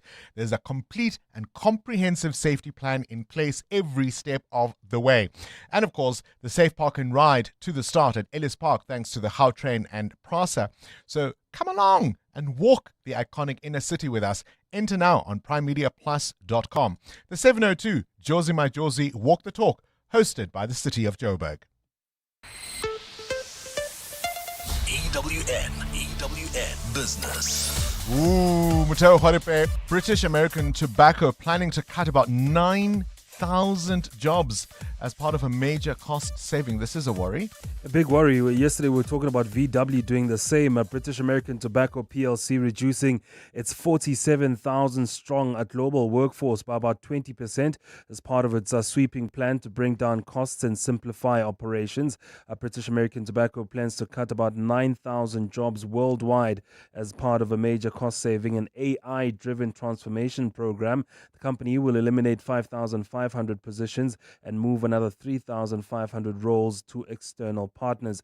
Now, the changes exclude the United States, the company's largest markets. No jobs lost there. BAT expects the restructuring to deliver an extra £600 million or 13 billion rand in annual savings by 2028. The company says the move will help improve efficiency as it faces a declining cigarette sales, tougher regulations and growing competition in vaping and nicotine products. So as all those jobs go up in smoke, how are the markets? Well, markets were very subdued yesterday. Very little gains for the JSE, up 40 points yesterday. Industrials up 1.8%. Banking stocks holding on for some marginal gains, while mining shares were down 2% yesterday. Some of the biggest losers included Discovery. They were down 5%. Implats down 3.8%, with DRD Gold down 2%. A better day for Naspers. They were up 4.9%. Clicks up 3.7%, with Advertech up 3%. Canal Plus up more than 2%. The rand at this hour,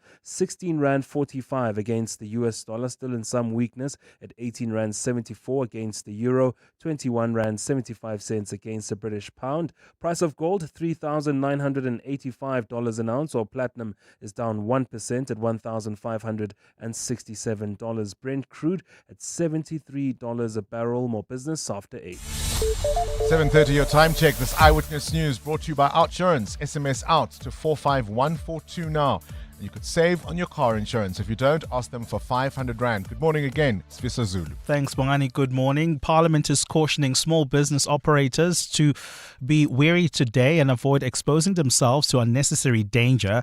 Anti-illegal immigration protests are expected in several major cities led by Movement March and March to insist on the deportation of undocumented foreign nationals. Chairperson of the Select Committee on Economic Development and Trade, Sonia Boshov, says while concerns about the impact of illegal immigration are genuine and deserve to be heard, no grievance can ever justify vandalism, intimidation or any other form of criminal conduct. Lindsay Dentlinker reports. MP Sonia Boshov says the concerns raised about the impact of illegal immigration point to systemic failures that require decisive and lawful action by government. Boshov says as much as people have a constitutional right to protest, it must always be exercised peacefully and within the confines of the law. The Select Committee on Economic Development and Trade has called on street vendors, particularly foreign nationals operating in affected areas, to avoid confrontation with protesters and to exercise heightened caution until the situation has stabilized. Boshov says while the frustrations expressed by many communities cannot be dismissed, attempts to take the law into one's own hands must be condemned. She says the current situation highlights the urgent need for government to demonstrate that immigration laws are being enforced consistently, fairly and without fear or favour. Lindsay Dentlinger, Eyewitness News, Parliament. Meanwhile, people participating in the demonstrations have been urged not to break any laws. The DA has raised concern that activities of such nature often include criminal elements such as looting, damage to property and hurting other people. The party's KZN Deputy Leader Martin Meyer has referenced the 2021 July civil unrest. While we support people's right to air their concerns regarding immigration, and these are very real concerns that affects every one of us, we must remain within the law. And that we have to be very, very clear on. In Limpopo, police have arrested a farm owner and 15 employees for contravention of the Immigration Act. The arrests were made during a compliance inspection at a farm in Trichardstyle yesterday. The 6 women and 10 men, including the farm owner, will appear in court today. The police's Lulani Mashaba. The police were conducting compliance duties when they entered a local farm and found a number of employees on duty. Upon inspection, the police requested identities and immigration documentations after it was discovered that some of the employees were not South African citizens. Mashaba says 12 employees failed to produce the required documents and were confirmed to be undocumented. They were arrested on the scene together with a 48-year-old employer who faces charges of harboring and employing illegal immigrants. The police also apprehended 3 additional illegal immigrants who were also found working on the farm. And in Zimbabwe, the government there says it's happy to receive its nationals who are returning from South Africa. President Emmerson Mnangagwa has directed resources towards a safe and dignified return of the Zimbabweans. Speaking at a media briefing yesterday, the country's Information and Publicity Minister Zemi Sodwa said Zimbabweans are always welcome in their country. This is their country. This is their home. No matter where life has taken them, no matter the circumstances that bring them back, they will always find open arms and a warm welcome on the Zimbabwean soil. A fine day in store for Gauteng today. The temperatures will peak at highs between 19 and 22 degrees. And in the traffic, we've got some issues along the N3 North approaching the Elands interchange. That's due to an earlier accident. While traveling on the Golden Highway in the Eldorado Park area, do expect some delays just as you approach the East Street exit. The top story this hour, Parliament is cautioning small businesses to be wary today and to avoid exposing themselves to unnecessary danger. OUTsurance can't improve your record for leg day, but they could improve the car insurance premium you currently pay. Get a quote today, and if OUTsurance can't save you money on your car insurance premium, ask for 500 Rand cash. Make that 1,500 Rand if you've been claim-free and with the same insurer for 3 years. Get a quote and get savings or cash. Either way, you win. SMS OUT to 45142. That's OUT to 45142. OUTsurance. Licensed insurer and FSP. T's and C's online. Visit primemediaplus.com to enter 702 Josie My Josie Walk the Talk. Hosted by the City of Johannesburg. Walk with the people, for our Josie. For Joburg, by Joburg, in Joburg. Bamise bonke.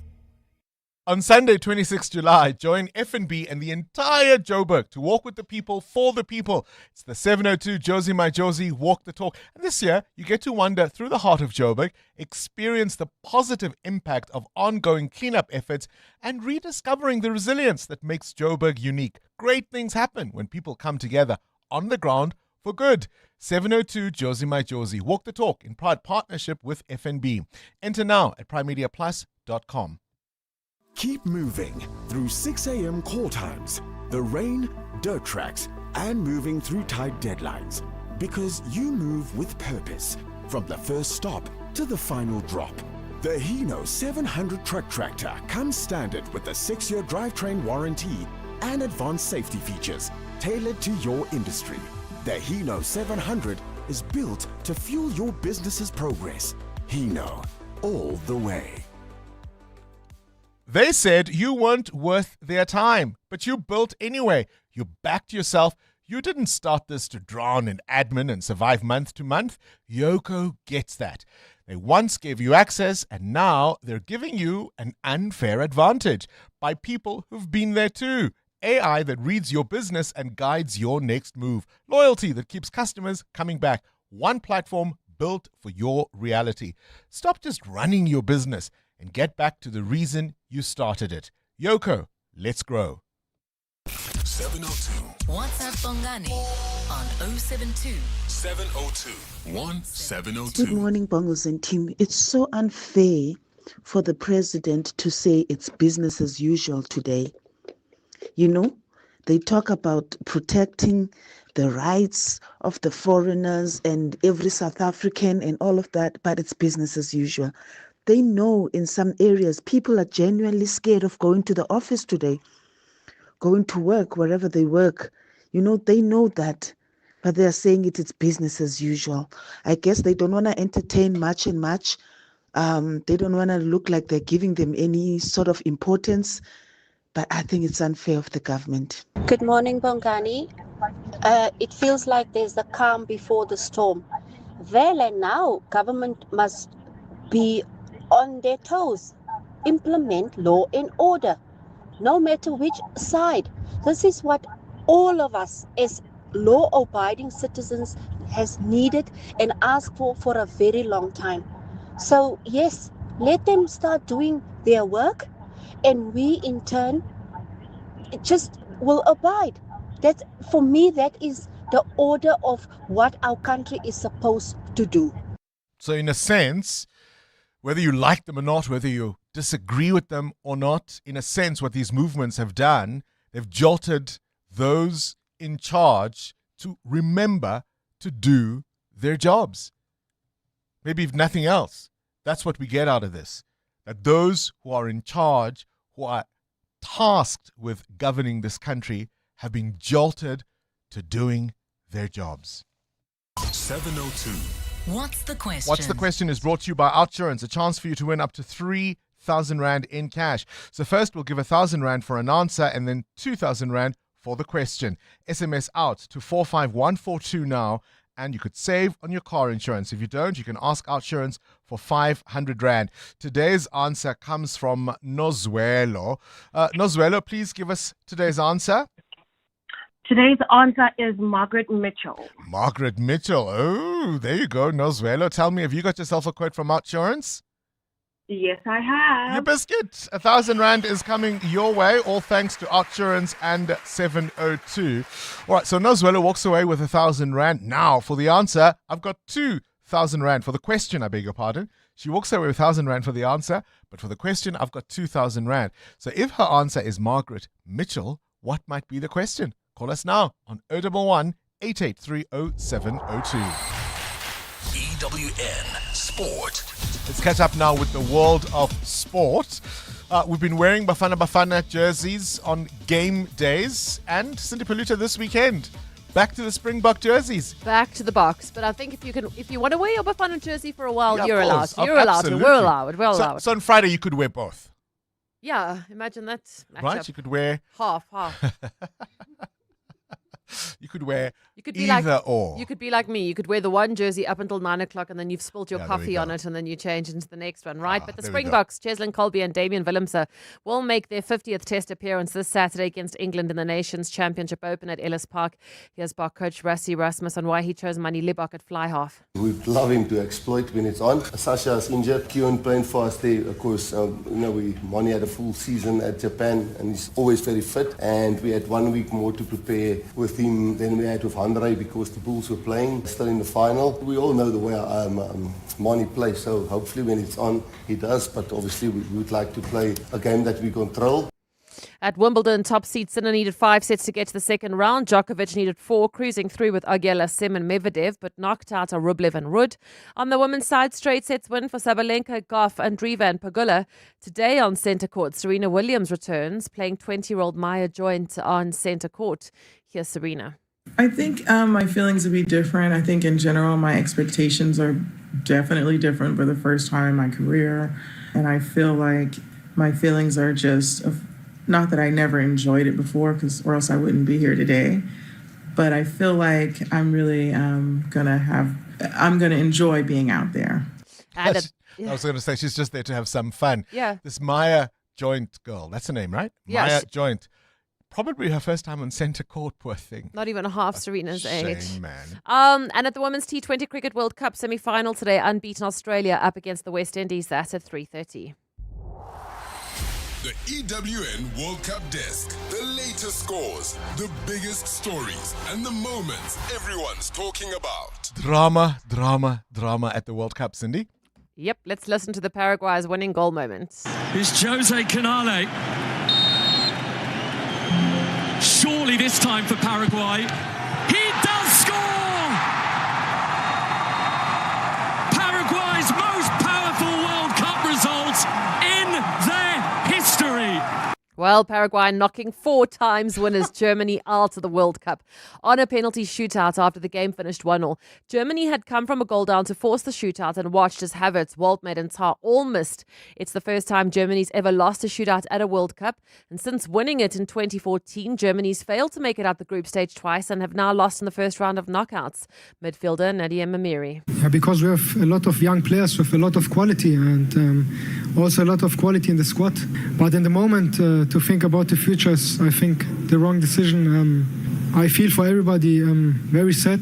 It was a shocking end from the game. And yes, at the moment it's very difficult to find the right words.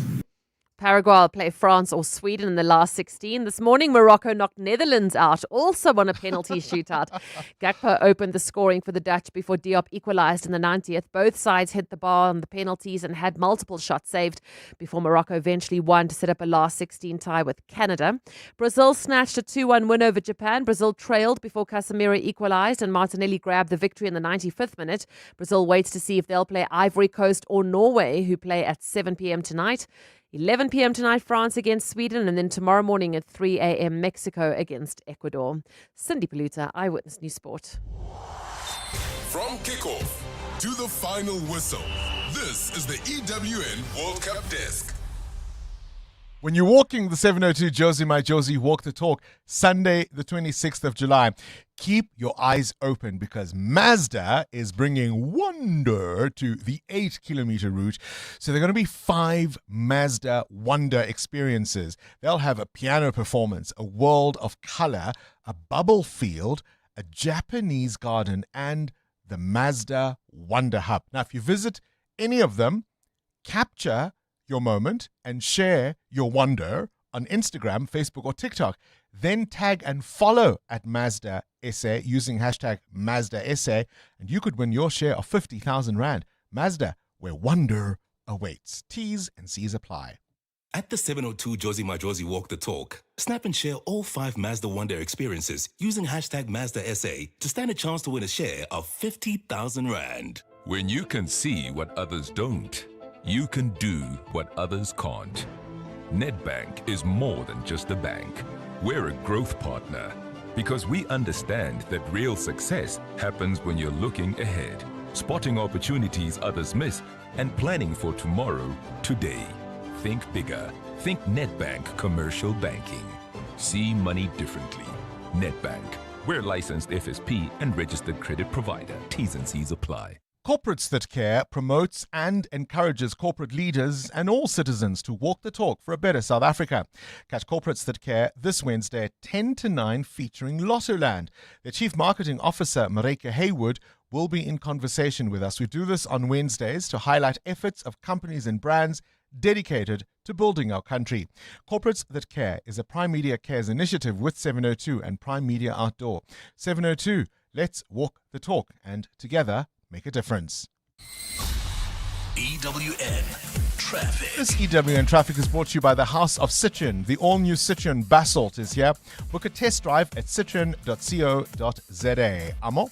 Well, Bongani, most routes are flowing at this moment, but we do have delays here and there because there is movement in several places, like if you are traveling in the east of Joburg, particularly along Albertina Sisulu Road approaching Marcia Street. We're seeing a slight backup there. There's also queuing traffic reported on the N3 North due to an earlier accident approaching the Airlines interchange, and traffic lights are still out of order in Sandton at Grayston and Linden, as well as in Sharonlee at Malibongo Drive and President for sure. Please be on the lookout there and drive with care. We'll have more updates coming up. There's more EWN on air, online, and on the EWN app. The all-new Citroen Basalt is here with keyless entry, wireless Apple and Android CarPlay. It's made to look good and to make life easy. And that 470-litre boot, it's ready for every outfit change and then some. The all-new Citroen Basalt Coupe SUV from 354,000 Rand. Register now for the limited launch deal assist of up to 40,000 Rand. Book a test drive today at citroen.co.za. T's and C's apply. 702. What's the question? For 2,000 Rand in cash, all thanks to Artsurance. Please tell me, what's the question? If the answer is Margaret Mitchell, let's go to Max. Max, what's the question? Hi, Bongani. The question is, who wrote the book Gone with the Wind in 1936? Indeed. Well, it was published in 1936. She may have written it before, Max. Have you read it? No, I haven't. How about we give you 2,000 Rand in cash, all thanks to Artsurance and 702. And maybe you can buy a copy. Hey, Max? Thank you. Maybe you can go buy a copy. We're asking you, of course, also, what's that famous book that's been all the buzz? People have read it, people talk about it, people reference it, people quote it, and you just haven't got round to it. The Da Vinci Code would certainly be one for me. 50 Shades of Grey would be another that I have not yet read. I've not read The Secret. Not The Secret. Not even The Alchemist. And I've read a lot of books, by the way. I wanted to ask, is there one that you have read that is a people's favorite? Oh, yeah. I've been 7 Habits of Highly Effective People. That was a book that was all the buzz some time ago. Men are from Mars, women are from Venus. I've read those. Yeah. I've learned not to read the popular books, but to read books with some depth in them. Now, if your home security company was becoming too expensive, you'd switch, right? So why are you paying more for car insurance? Switching to OUTsurance saved 45-year-old Niven 461 Rand on his 2025 Volkswagen T-Cross. Get a quote now, and if OUTsurance can't save you money, ask for 500 Rand or 1,500 Rand if you've been claim-free with the same insurer for 3 years. Do it now. SMS out to 45142. So that's out to 45142. OUTsurance is a licensed insurer and FSP. T's and C's and information online. Breaking news. Motorists are bracing themselves for even more fuel price hikes in June. Or prepare differently. BYD hybrid vehicles use up to 70% less fuel than normal cars. And BYD fully electric vehicles, no fuel at all. Test drive the brand new BYD AARTO 2 DMI plug-in hybrid this June and kiss rising fuel prices goodbye forever. Visit byd.coza or your nearest dealership. BYD, build your dreams. When Joburg comes together for 702 Josie My Josie Walk the Talk on Sunday, 26 July, FNB will be walking with you because FNB believes that help starts on the ground. People coming together for good. So join FNB on this walk through the iconic Joburg CBD. Witness a city on the move, man. Experience the collective action helping to shape a cleaner, safer Joburg. That's what we all want, right? So let's rediscover the revitalized energy that makes our city unique. Enter now at primemediaplus.com and get ready for the 702 Josie My Josie Walk the Talk in proud partnership with FNB. What is your business here? You didn't start your business to play it safe. You took the leap, made the bold move, and now it's time to make the next one.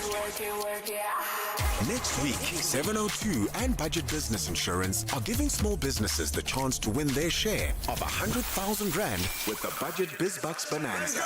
Enter on primemediaplus.com. Tell us about the boldest move you've ever made in your business and what your next one will be. Then get an obligation-free Budget Business Insurance quote. 702 Breakfast with Bongani Bingwa could call you. Budget Insurance is a licensed non-life insurer and FSP. T's and C's apply. It's your last chance to enter the Nedbank Business Ignite on 702. Entries are closing soon.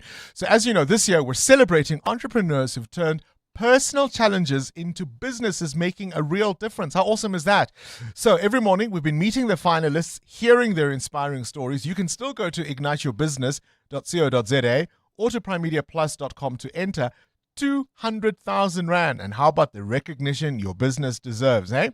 T's and C's apply. Nedbank, see money differently. An authorized FSP and registered credit provider. 702. 702. What's gone viral? With Kabazela. Catching up now with the world of viral content. Kabazela. Good morning to you, Bella. Irritating, but I love you.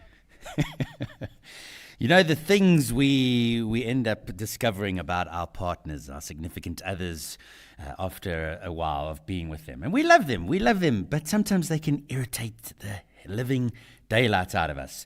So apparently, male coughing and extreme coughing is a thing. This guy posted a video and he said, "I'm a male and I cough." Let's take a listen, shall we? I'm a husband and I cough for absolutely no reason. Each morning I mope around the house and clear my throat as loud as I possibly can for absolutely no reason whatsoever. Do I do it just to annoy the love of my life? Yes, well, listen, 5% is to clear my throat, and then the other 95% is to pierce the ears of my life partner and just watch them get rolled up and angry. Watch this. Can you f***ing not?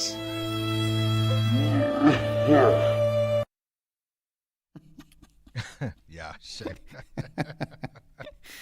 I mean, some people were like saying, "This is my husband.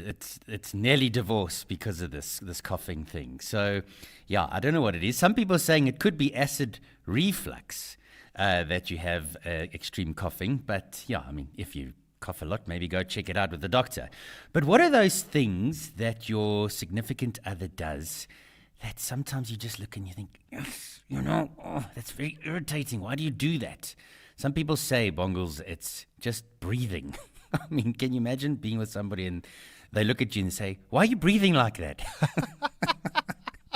Well, what must I do? I'm breathing. So, yeah, I mean... chewing of crisps. Yes, chewing. Snoring? Chewing is a thing. Snoring? Snoring. Yeah.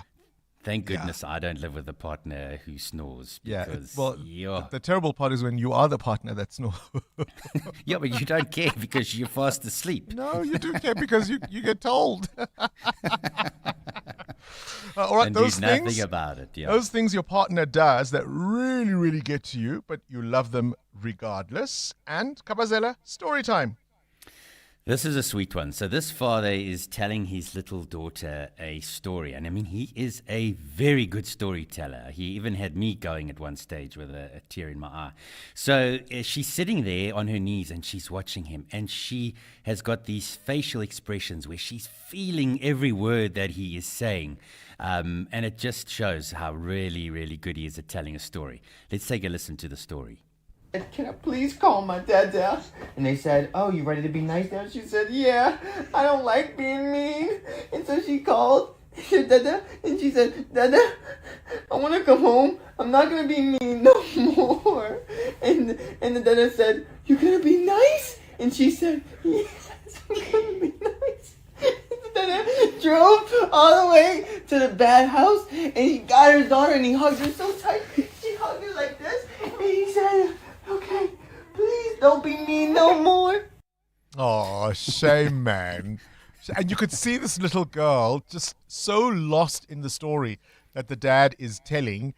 And I suppose it was a bit of an allegory because it's the girl who must now make sure that she is never like the person she's hearing about in this story. Exactly. But even when he's telling the story, he's looking at his wife and he's like... He's laughing a little bit as well because he's like looking at her and saying, are you seeing her reactions to the story? It's very, very cute. But, if you think back to in your life, it could be your parents, could be your uncle, could be your grannies, could be friends now.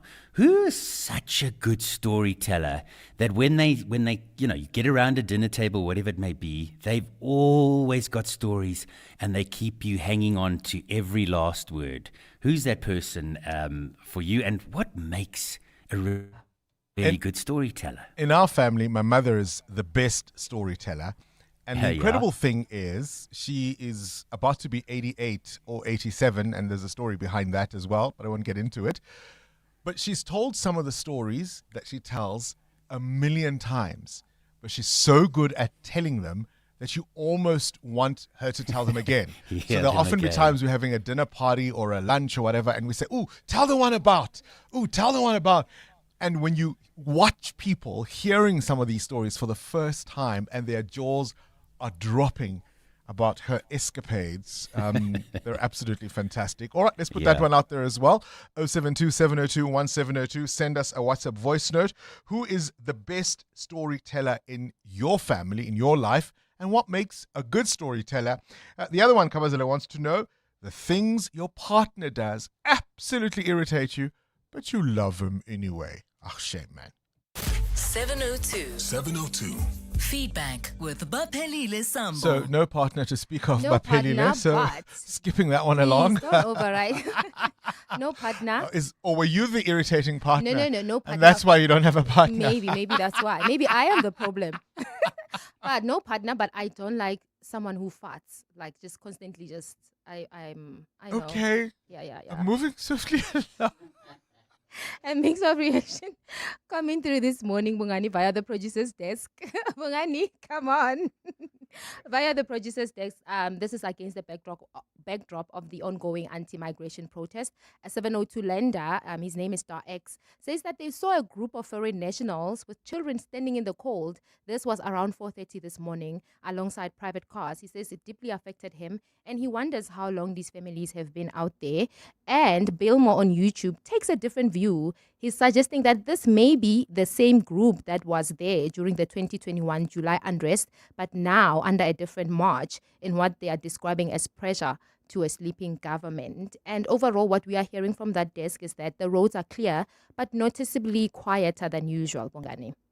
All right, that's some of the feedback. Keep those voice notes coming, particularly as wherever you are really around 702 land. We've been saying you are our eyes and ears. So if you see anything, if you hear anything, do give us a tinkle on 011 883 0702. We'll take your WhatsApp voice notes throughout the day. What else you have?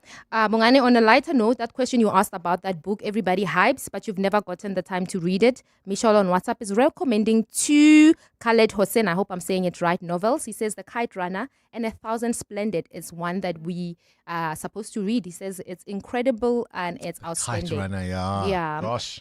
And lastly, from the producer's desk, remember Tinashe Bongani, who played the Whiz quiz with us recently. I think he is one of my best storytellers. He sent us this voice note telling us about the progress on his orthodontic progress. Hey guys, so we've had a couple of braces visits now, and I'm honestly becoming a pro at this. Along the way, I also got my lower braces done, and I'm slowly getting more used to the whole braces life. Even though keeping my mouth open that long still feels like a workout. I also used the 900 Rand I won from the 702 Talk Radio Whiz Kid competition to buy treats for Dr. Mashawa and the team to say thank you for everything they've done for me. We brought the treats, but my mom forgot the tree at home. Since getting my braces, I've definitely been smiling more and feeling way more confident. I'm really excited to see my smile change. Oh, man, this is one of the loveliest stories. For anybody who doesn't know, he obviously entered the Whiz quiz. Yes. And I asked him what he was going to do with the money. And he said he needed braces. Mm-hmm. And we had this amazing dentist, orthodontist phone in and offer to do it for them for free. Yeah. He didn't win 10,000 Rand. He won 900 Rand. And he's now obviously gone and bought treats for the doctor staff. and the team. Yes. Yeah, what a heartwarming story. And he smiles more, which reminds us, if you've got a smart little snapper, age 10 to 13, enter the Whiz Quiz on primemediaplus.com. And who knows, they could win the 10,000 Rand. It's 8 o'clock. This is EWN. Malawians say they are looking forward to going back home ahead of anti-illegal immigration protests. We go live to KZN. We are here because we are not safe on this country. We are not safe. Now we are going back. And officers in the Eastern Cape have just been briefed ahead of today's protests. Good morning, I'm Sfiso Zulu. Police have warned against violence and crime during today's anti-illegal demonstrations. Authorities have stressed that while the rights to peaceful protest will be protected, no one will be allowed to intimidate communities, disrupt essential services, damage infrastructure or loot businesses. Civil organization March and March has mobilized supporters to demonstrate, calling for undocumented foreign nationals to leave South Africa. Leader Jacinta Ngobese Zuma has criticized government for not addressing what she's described as the illegal immigration crisis with the urgency it deserves. Acting Police Minister Firoz Kachalia has vowed officers are on high alert with 600 million rand set aside for security today.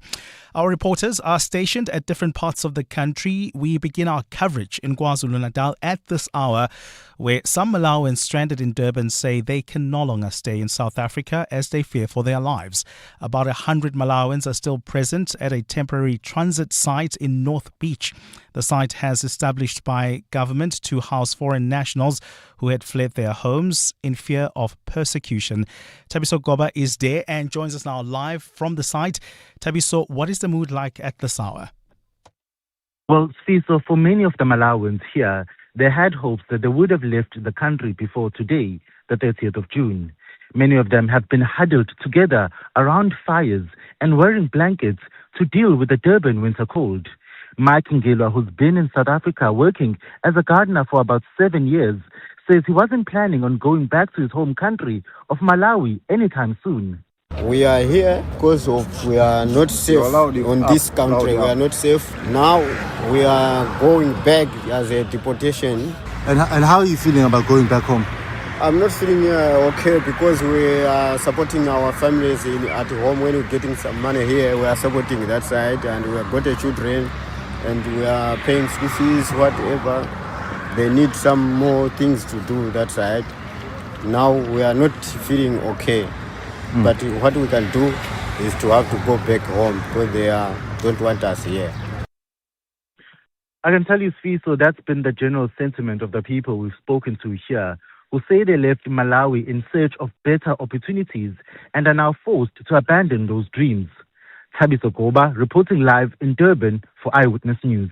In the Eastern Cape, officers in the province say they are fully prepared to police 2 planned anti-illegal immigration marches in the Buffalo City metro. The demonstrations are expected to take place in Eqonqe and Gugompo. Police officers were addressed at a parade just this morning before being deployed across the province. Ntutuzelo Nene is there and joins us now live. Ntutuzelo, what was the message given to officers? So the Provincial Police Commissioner, Lieutenant General Vuyisile Ngata, says law enforcement is well-resourced and ready to respond to any incidents that may arise.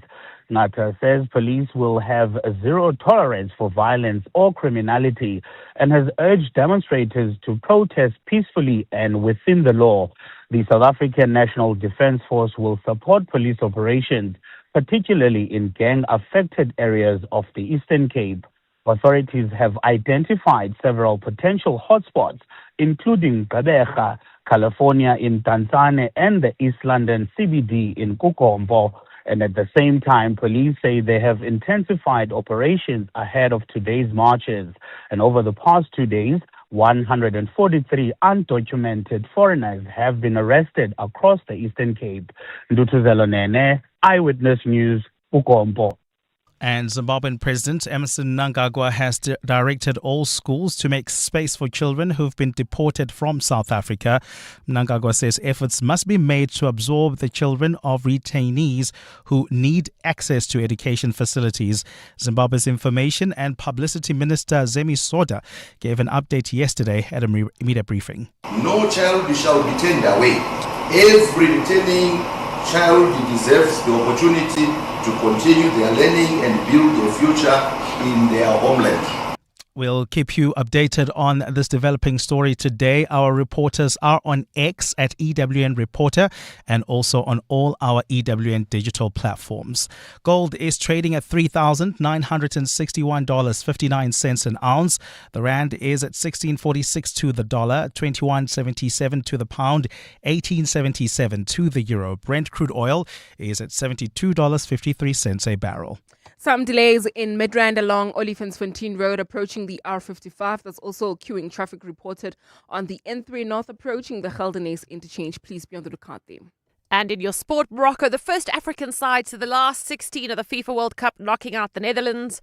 Paraguay pulled off a stunning penalty shootout win over 4 times champions Germany. Brazil scored in the 95th minute to beat Japan. After 4 years, Serena Williams returns to Wimbledon Centre Court today.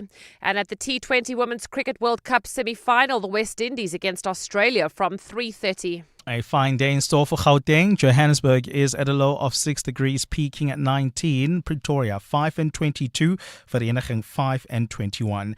The top story in EWN this hour. Police have warned against violence and crime during today's anti-illegal demonstrations.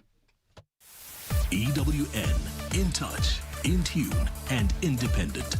For the latest, visit ewn.co.za or download the EWN app. We're calling on Joburg to walk the inner city with us. In 702 Josie My Josie, walk the talk. Babize bonke. Enter now on primemediaplus.com. This is Breakfast with Bongani Bingwa on 702. Let's walk the talk. 7 minutes after 8 o'clock, police warning against violence and crime during these demonstrations that are planned for today. A little earlier, we spoke to the Minister of Justice and Constitutional Development, Minister Mamuluko Kubai, who says there have been arrests since July 2021 and that it is not the intention of this government to arrest people maliciously without evidence. I think we may quibble about how far those investigations have gone insofar as the real instigators. Yes, some rabble-rousers on social media have been arrested, that we know. But as to the real organizers, the hand behind the puppet strings, that I think we are still none the wiser about. Has that then encouraged whoever may be a force, if any, behind the movements that are going to be organizing today's demonstrations? Increasingly, I think there is speculation that there may be other parties or forces at play here. The minister also saying a little earlier on, as part of their consultations with traditional leaders, they have been offered monies to encourage their people to participate in these demonstrations. That's what Minister Kubai said when we spoke to her a little earlier on. Where are you? Are you going to work today? Are you anxious, or is it business as usual where you are? I want to hear from business owners, people who are in the CBD, in the inner city. What are you doing today? Taking the risk or staying away? Good morning, Bongani and listeners. You speaking to Marco from Heidelberg. I've been traveling from Heidelberg earlier this morning, all the way past Tsakani towards Carnival City. The roads are absolutely clear, some mist, but just clear. Through Benoni, everything alright. The N12 from Benoni towards the airport side, towards the R21, is exceptionally quiet. There's not much traffic that side. I'm currently on the R21 on my way to Pretoria, and the roads are very quiet. So, no issues yet. Have a good day. Good morning, Bongani. John here from Tembisa. Tembisa is business as usual. All is well here. There's nothing abnormal. Everything is the same.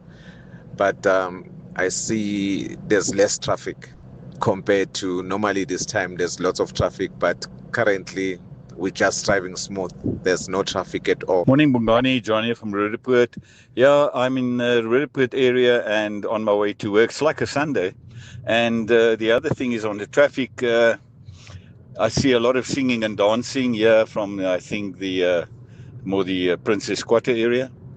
And anyway, Bongani, have a good day. All be safe. Thank you. Bye-bye. This is Breakfast with Bongani Bingwa on 702. Let's walk the talk. 10 after 8 hours, of course, on the road hours ago, and it felt a little quieter than usual. And that's the sense we're getting from many of the voice notes that are coming through, that even where businesses are operating, it's a little less busy than would be usually the case. Muteo Kwaripa, you crunch the numbers on these types of things. What does a day of inactivity mean for the economy generally? Well, it's hard to equate and calculate a normal day, right? But if it's a holiday, those numbers have been done before. I mean, with our public holidays, how many do you have? 12 to 14 public holidays in a year. That's 32 billion rand to the GDP. So in total, yeah. So for public holidays specifically. Right, for the year. There is an economic cost to this. Yeah, so I'm not sure how much inactivity there is today, but it's definitely not a normal day. Some shops are closed. I don't know if the industrial parts, your Germistons, where we manufacture goods, if those parts of the economy are functioning, closed, then yeah, it definitely will be felt. And what happens when the economy takes a knock, a few billion here, a few billion there? What does that lead to? No jobs. And then who are we going to blame? Ooh, I know, sir. The outsiders? Really? Let's talk. We're listening. Morning, Bungles and team. My hubby breathes. He breathes. I don't know what happens, but he has to breathe through the mouth. If he if he closes his mouth, he can't breathe. I don't know what that condition is called. But now, what makes it worse is that my daughter has the same thing. I live with two breathing people. Can't stand it. Morning, Bongos and team. The most irritating thing about my partner is that she burps out loud, especially after having a meal. Then I know after that meal and maybe a sip or two of juice or water, then I know it's coming. Then she's gonna burp out loud. Morning, Bongani. Bongani, I don't like a partner that's doing com. Normally they say it's sinus. I know they can't, but I don't like that, Bongani. You say you know com. I don't like that. Why are you breathing like Morning, 702 team. How about this? Yes, chewing.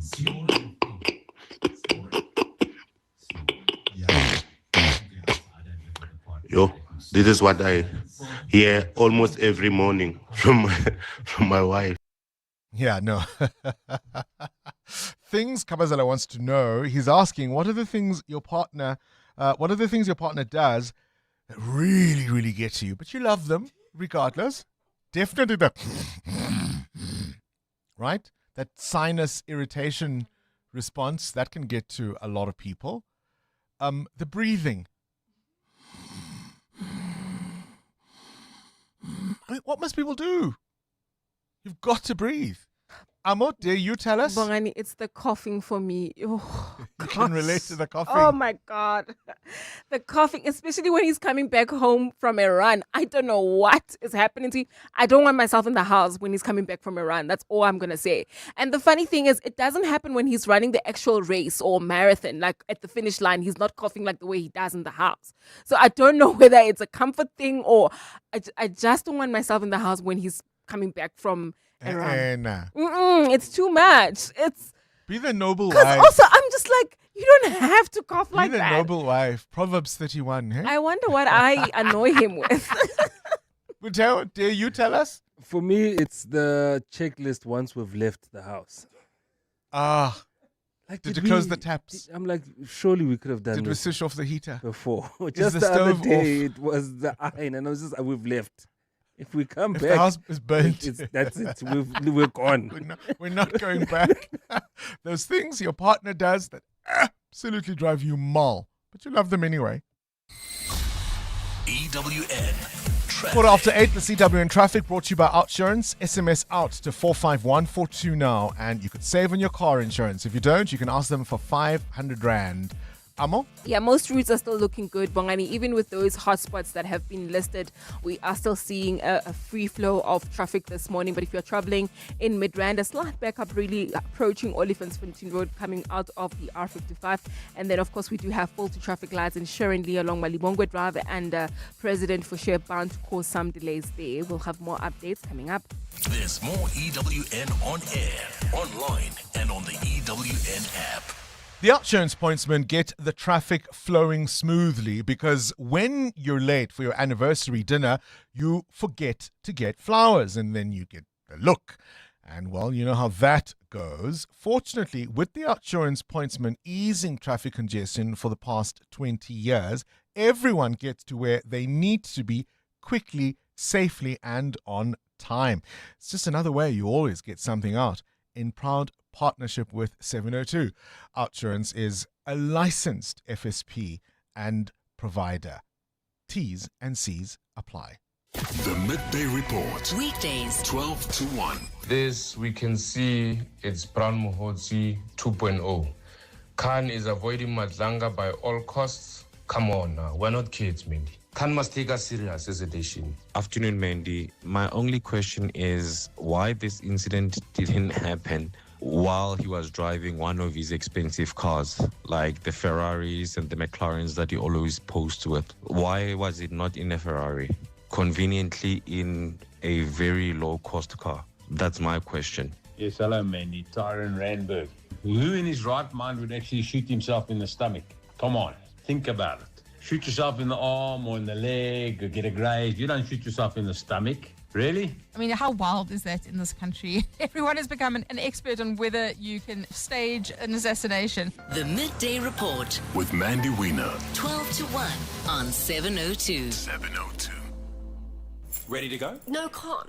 Your mother raised you. She can look after him for one day. But he's just your baby. He's 7. Just your baby. I've packed his favorite toy and blanket. Okay, just grab his Hills food. Always. We know that you only want the best for your small dog, which is why Hills has developed expert, science-backed nutrition to meet the unique needs of small dogs and help them live their best lives across their longer lifespans. Hills Pet Nutrition. Science does more. Hi, this is Teko Modise, Hollywood Bet's brand ambassador. Be a winner who knows when it's time for a timeout and play responsibly. If you or someone you know needs help, call the South African Responsible Gambling toll-free counseling line on 0800 006 008 or WhatsApp help to 076 675 0710. Hollywood Sportsbook is a licensed betting operator. Hollywood Bet supports responsible gambling. No person under the age of 18 years are permitted to gamble. Winners know when to stop. Every small business that dares to disrupt the industry deserves a shot at leveling up. Thanks to Nedbank Business Ignite on 702. 18 after 8. I mean, it's been such an exciting season with this year's Nedbank Business Ignite. And we came up with a unique idea this time around, rewarding and recognizing businesses that have solved a problem. How often have you been frustrated because the service just wasn't there, or you've got an idea, I wish somebody would? Well, these entrepreneurs did exactly that. And of course, they've turned those challenges into meaningful solutions. So this year, we're asking businesses to enter the Nedbank Business Ignite. There's a chance, of course, to earn 2,000 Rand as a cash prize. You'll get mentorship, national exposure, and support beyond banking with Simply Biz. As always, we've got Tuli Makubane, who is the founder and director of MintFresh Technology Solutions, our mentor. And today's business is really, really exciting, because they've solved a problem many a golfer has gone through before. Good morning, Tuli. Good morning, Bongani, and good morning to the listeners. And just to correct you there, it's 200,000. What did I say? 2,000. No, 200,000. Much more. Definitely. The 2,000 times 100. Today's business is called Club Master. And if you're a golfer, please listen up, because this one is for you.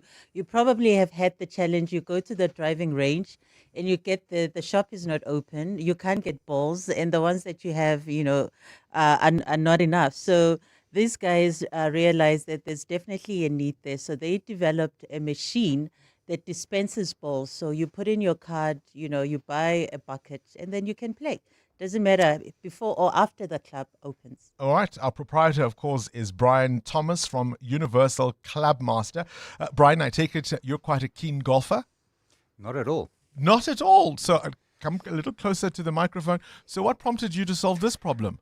I've been, obviously the developer, George Mirage, started this business many years ago. He saw the opportunity and he put together a team, myself included, to try and drive this square peg in a round hole and offer a solution to facilities. And I think the two biggest problems are inefficiencies and inconsistencies. And this machine sort of like resolves both issues for driving ranges. Because it doesn't rely on the staff to be there. Correct. And so inconsistencies, the timing. So often when the machine switches on at 5 o'clock, 1 minute past 5, there's a guy there because he knows the machine is available at 5 o'clock. So he's there. The machine washes the golf balls for you. It's a mind-numbing job for many of the staff. So this machine helps to relieve those functionalities of the staff and reducing their workload. Use them elsewhere. Don't get rid of them. Use them elsewhere. Make them clean up the place or help them deliver drinks or food or something like that. And so you're helping improving your range. A number of our ranges have increased their turnovers by 100%. Because players are guaranteed there'll be balls. Yeah, nothing there's else. guaranteed. The balls are clean. The environment is neat. The rangers are starting to make money. They reinvest in their range, and we're starting to see rangers doing extremely well around South Africa. So this is a wholly made South African product. It's made in South Africa. The team is based in South Africa. In terms of solving real world problems, we're actually solving entire world problems. Okay, this is a problem not just South Africa. Yeah. It's the entire world. We are sending units all around. We're just sending a couple of units now to Canada. There's Australia, Mauritius, into Africa. It's a game changer. It's a game changer for many of the ranges. We're seeing them becoming far more efficient because it's cashless. They can pay with their credit card. They can pay with the member card. There's so many opportunities, and there's a machine computer that runs the entire service system for you. And you've also got a product where you get the golf clubs cleaned as well. Correct. So the club washer is a patented product, and it's very well received throughout the world. And it actually resolves a problem where a professional golfer will take up to 45 minutes to wash his clubs, whereas this machine can do it in minutes, and it washes your grips. So most amateurs who want to improve the game and need to wash the grips, they don't. They replace their gloves, and here the machine actually washes your grips for you. It's a clean cleaner. It keeps the club clean. So there's so many functionalities that the machine offers a facility. Quite literally saving you time and money. Correct. Eh? It's Tuli, definitely, great business. I love the business, and the fact that they've patented the product. And I'm really excited about businesses who are able to do that, because it just reaffirms that you have found a solution that no one else has. And the before. scalability of it is Most definitely. just limitless, Yes. quite frankly. Yeah. Congratulations, Brian. Great South African innovation. This feels like the Barracuda moment. That Yes. South African invention that's going to Another go one. around the world and make a real difference. Congratulations on being a finalist. This is the next best thing to come out of South Africa. Yeah, it sounds like a Barracuda moment. Yes. Congratulations on being a finalist in this year's Nedbank Business Ignite. Thank you.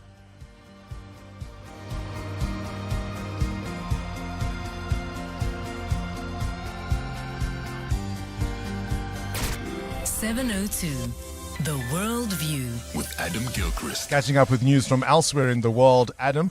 Let's start with this shock shooting in Germany. Awful story.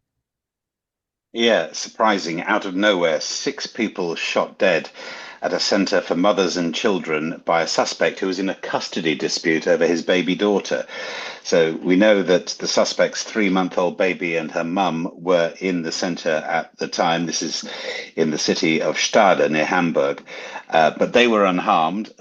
And indeed, the suspect and 2 other people have also been detained by police. But the victims, 4 women, 2 men, were all staff at this particular centre. So some sort of grudge, grievance, whatever it was, as police put it, he acted in an extremely cold-blooded manner with no political, no economic motive, just seemingly unhappy at where he wasn't getting with his own paternity case, as they put it, committed for family reasons. The suspected gunman, by the way, a 45-year-old Turkish national born in Germany, but nonetheless you fear potentially instant xenophobia. It does seem to happen that across Europe, people like to blame immigrants. In his case, he wasn't really an immigrant. He was born in Germany, but nonetheless, it whips people up. And unfortunately, instead of just saying this is an awful, horrible one-off thing, unfortunately, people begin to make political motives out of such incidents. We have absolutely no idea how that goes here in South Africa, Adam. Not at all. I wanted to make a bad joke about the hot European tropics, but it really is no laughing matter, is it? No, according to the World Health Organization, Europe is the fastest warming continent on Earth, heating up at twice the rate of other continents on average, and the direct result of climate change, or is it just weather, it might depend on who you talk to, is excess deaths. So we've seen, for instance, 42 degrees Celsius in France, Germany, and the Czech Republic only in the last couple of days. Some countries like my own, the UK, have cooled a little bit, but the temperatures are coming back. So the deal is that most of us can cope with 30 odd because it's hot, but it's okay. But when you get to 35 and then 40 and then 45, that is why the WHO chief Tedros Adhanom Ghebreyesus says more than 1,300 excess deaths have been recorded just in the last 9 days. All these, as he put it, linked to high temperatures. In some cases, we know it's people jumping into water to cool off, and the water, unfortunately, is hazardous, or there's also cold water shock. But in other cases, it is simply that the heat is a silent killer. It creates all sorts of stresses for the body and the heart and the head and so forth. And as health experts say, European homes in particular are not built for temperatures of 40 plus degrees. Workplaces, schools, you name it, they are just not able to cope. And indeed, human beings, it seems, aren't able to cope. Gosh, tell me about Greece's toxic toothy fish. Yes, this is a byproduct, I guess, of climate change, certainly of a warmer climate, in that toxic fish with human-like teeth. They're very odd-looking fish. They have swum up the Suez Canal, is the belief, coming from the Indian Ocean, where generally speaking, they were very happy just gnashing on other fish, and have ended up off the coast of Crete. Hundreds, if not thousands of them have been reported. They are particularly bitey fish, so they've got these great big teeth. If you can imagine Jim Carrey doing an impression of a piranha, that's a bit what they look like with these big gnashes up front. They are officially called the silver-cheeked toadfish, which sounds like a heavy metal band, but isn't. They are sort of torpedo-shaped, sizable, with razor-sharp teeth. They don't generally snack on humans, but also humans can't snack on them because they have in them a toxin called tetrodotoxin, which can cause heart and lung failure. So we're not about to start tucking into them with our chips. Thank you very much. Again, a byproduct of global warming, and they just look terrifying, even if ultimately they're not out to get us. Yeah, I mean, it's a very sinister grin. I'm looking at a picture of one, and it's enough for all of us to stay away. Adam Gilchrist with this morning's Worldview. EWN Business. Right, Mateo Kharife, Marion Roberts completing a 1.2 billion rand sale of its mining businesses. This means jobs, no doubt, may be saved. Yeah, Marion Roberts has reached a major milestone in its business rescue process after completing a 1.2 billion rand sale of its key mining businesses to an investor group led by Differential Capital. The deal secures around 2,600 jobs and preserves the company's mining operations in Africa and the Americas. This will include cementation and Terra Nova Technologies. The sale creates a financially independent mining services group, allowing the business to continue operating. Marion Roberts entered business rescue in November of 2024 following financial difficulties at the group. Now, while the transaction settles a lot of the debt, the overall business rescue process is still ongoing. Unsecured creditors are expected to be paid only after the remaining 270 million rand of the purchase price is received in 2027. BAT jobs go up in smoke. Yeah, British American Tobacco PLC is reducing its 47,000 strong global workforce by about 20% as part of its sweeping plan to bring down costs and simplify operations. BAT plans to cut around 9,000 jobs worldwide as part of major cost savings and an AI-driven transformation program. The company will eliminate around 5,500 positions and move another 3,500 roles to external partners. Now, the changes exclude the United States, where jobs won't be lost in that market. That, of course, is BAT's largest market. British American Tobacco expects the restructuring to deliver an extra £600 million or 13 billion rand in annual savings by 2028. The company says the move will help improve efficiency as it faces declining cigarette sales, tougher regulations, and growing competition in vaping and nicotine products. In Heidelberg, in January, they closed that plant here in South Africa. Of course, those job losses we are definitely counted among. All right, where's the market? 16 Rand 46. That is the Rand against the US dollar this morning in some weakness. 18 Rand 74 against the Euro. 21 Rand 76 cents against the British Pound. Price of gold, $3,984 an ounce, below that $4,000 mark. Platinum also down 1% at $1,564. Brent crude now at $73 a barrel. Stephen Crotus with more this afternoon. Straight to the news desk we go. Sfiso Zulu, what's the latest on your end? Thanks, Bongani. Good morning. We start in KwaZulu-Natal, where 5 people, including a 14-year-old, have been arrested after a number of container tuck shops were broken into in Hummersdale. It's unclear whether this morning's incident is linked to the ongoing marches against illegal immigration. But officers say they responded to reports of a group of people allegedly breaking into businesses in the Mpumalanga township. One suspect was found inside a tuck shop, while 4 others were arrested as they were trying to flee. KZN police have also renewed their call for peace as marches are expected to continue across the province. Staying in KwaZulu-Natal, some Malawans stranded in Durban say they can no longer stay in South Africa as they fear for their lives.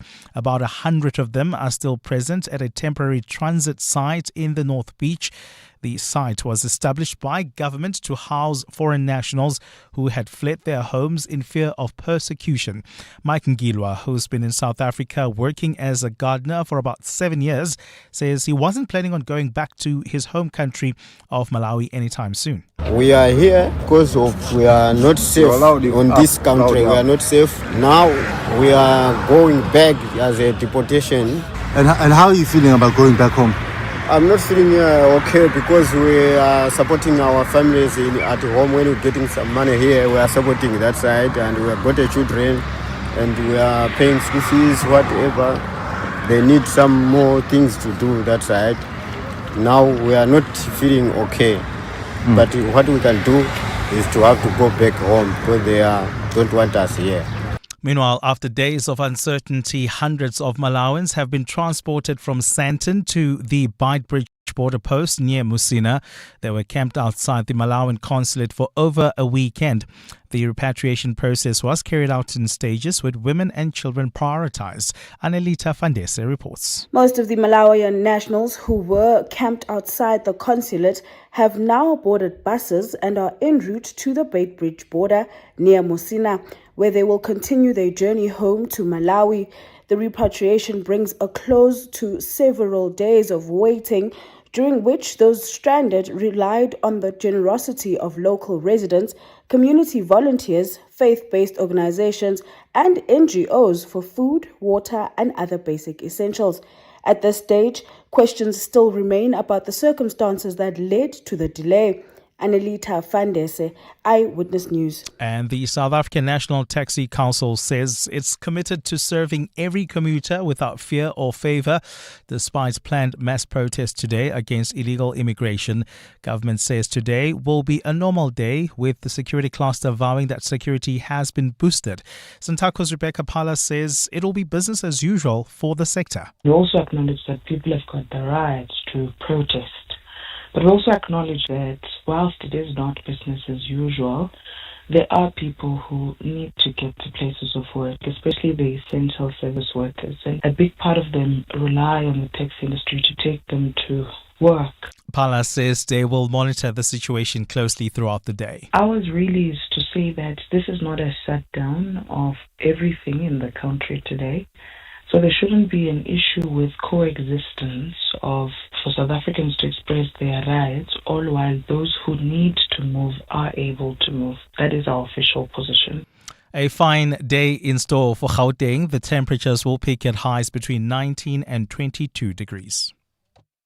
And in the traffic, we've got delays along the N1 North. Just as you approach the Baklu interchange, there's also queuing traffic along Pretoria Main Road towards the Baklu Bridge. Please be on the lookout there. The top story this hour, 5 people, including a 14-year-old, have been arrested after a number of container tuck shops were broken into in Hummersdale in KZN. Sporting Bet's Millionaires Cup is live, and your shot at up to 10 million rand is on the line. A pass, a tackle, a strike. Moments make the game. This one could make you. Take on a series of thrilling missions and climb your way to millionaire status with every stage of the tournament.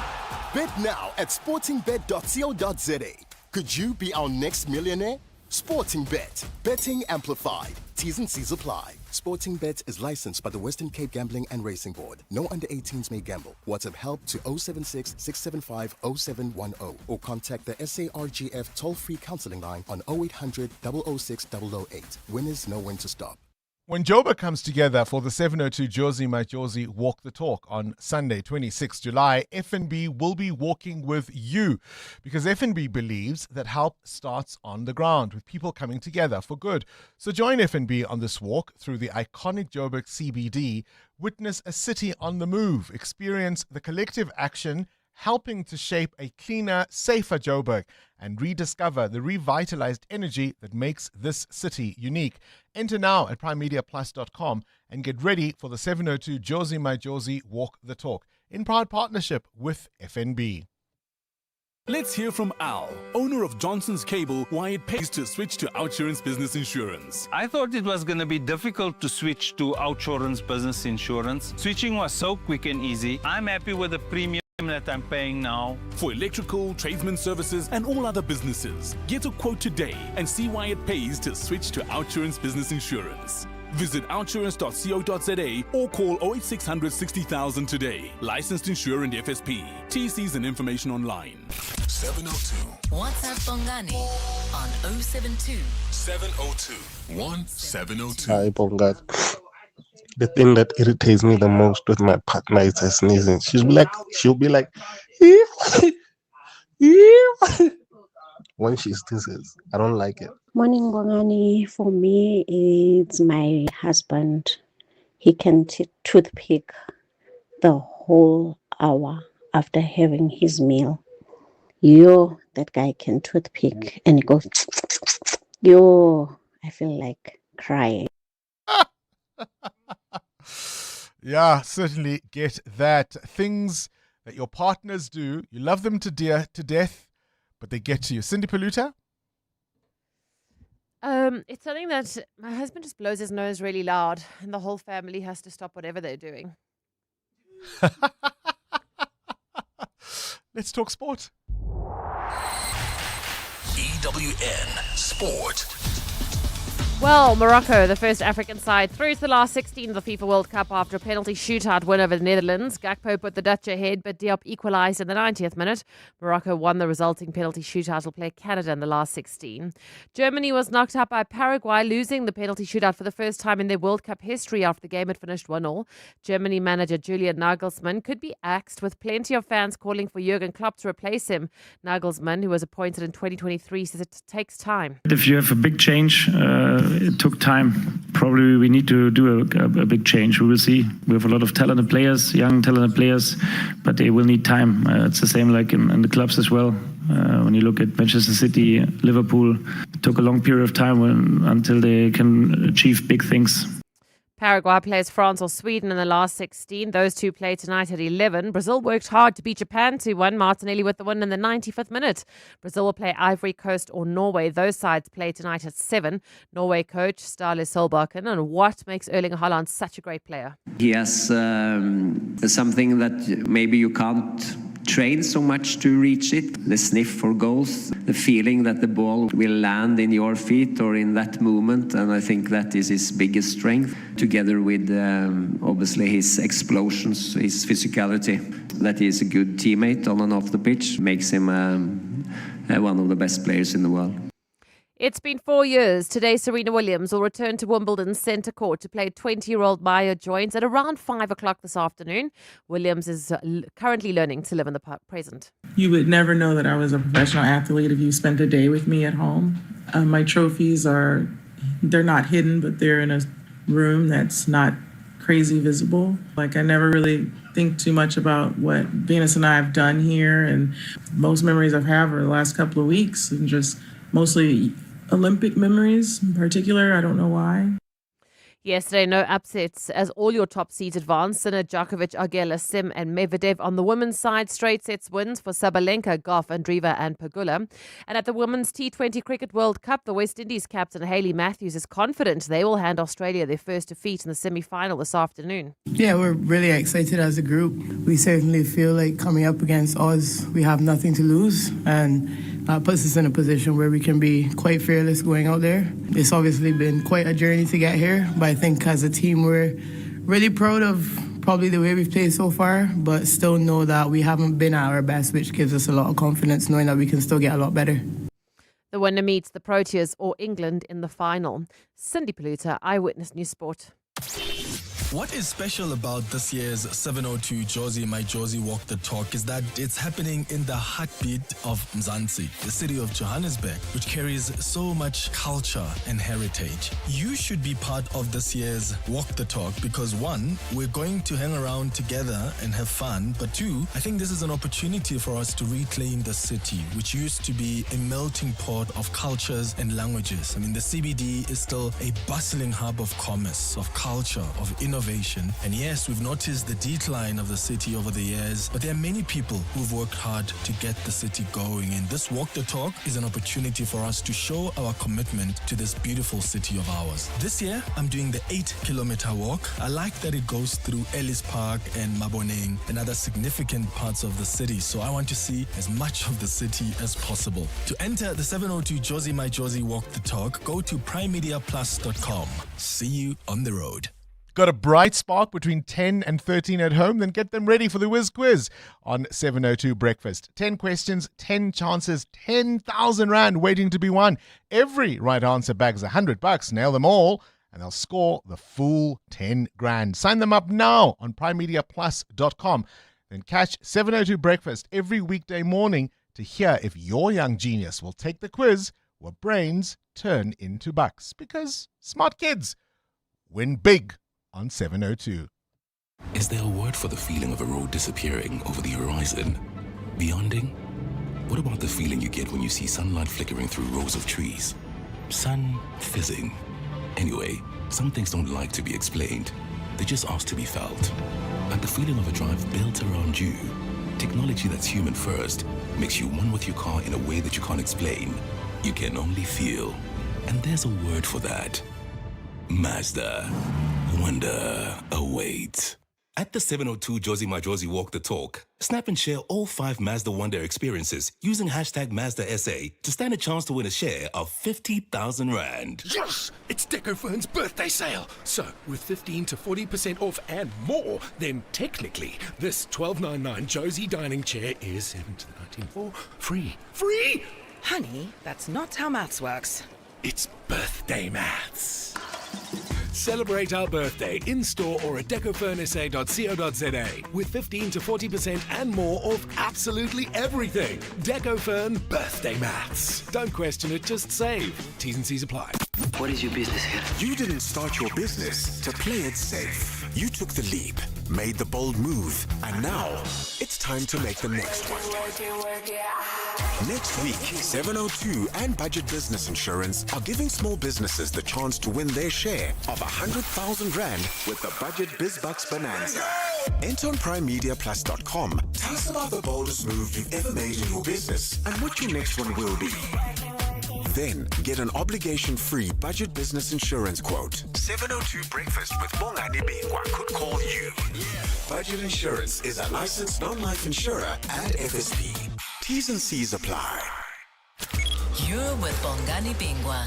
702 weekday mornings, 6 to 9 a.m. It's 8:45 and it calls the day is here. The planned marches against migration by various groups are underway in various cities across the country. There have been some arrests already amid the protests.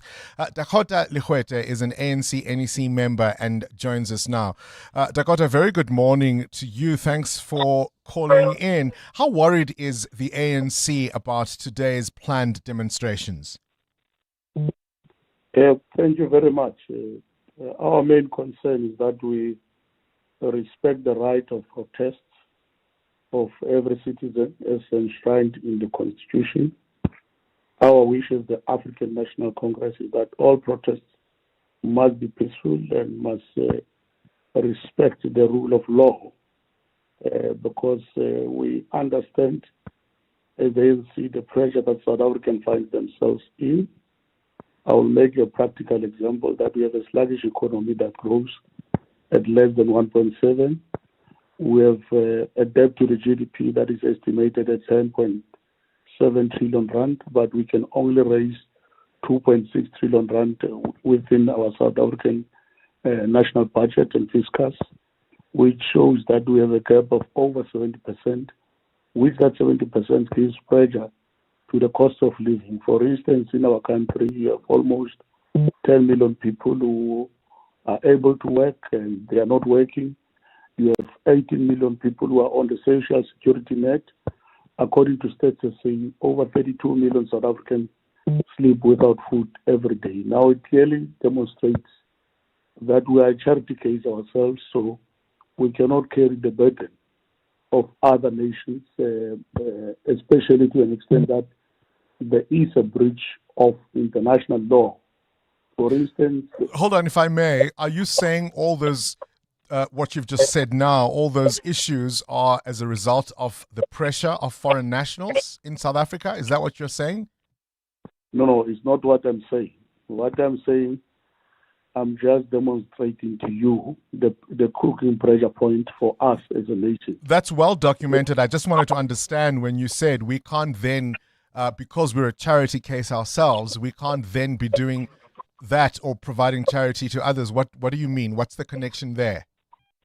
The connection is that we have what we call the 1967 OAU protocol, which is derived from the 1949 United Nations Geneva Convention, which is a treaty of which 12 treaties were signed by all nations in the world.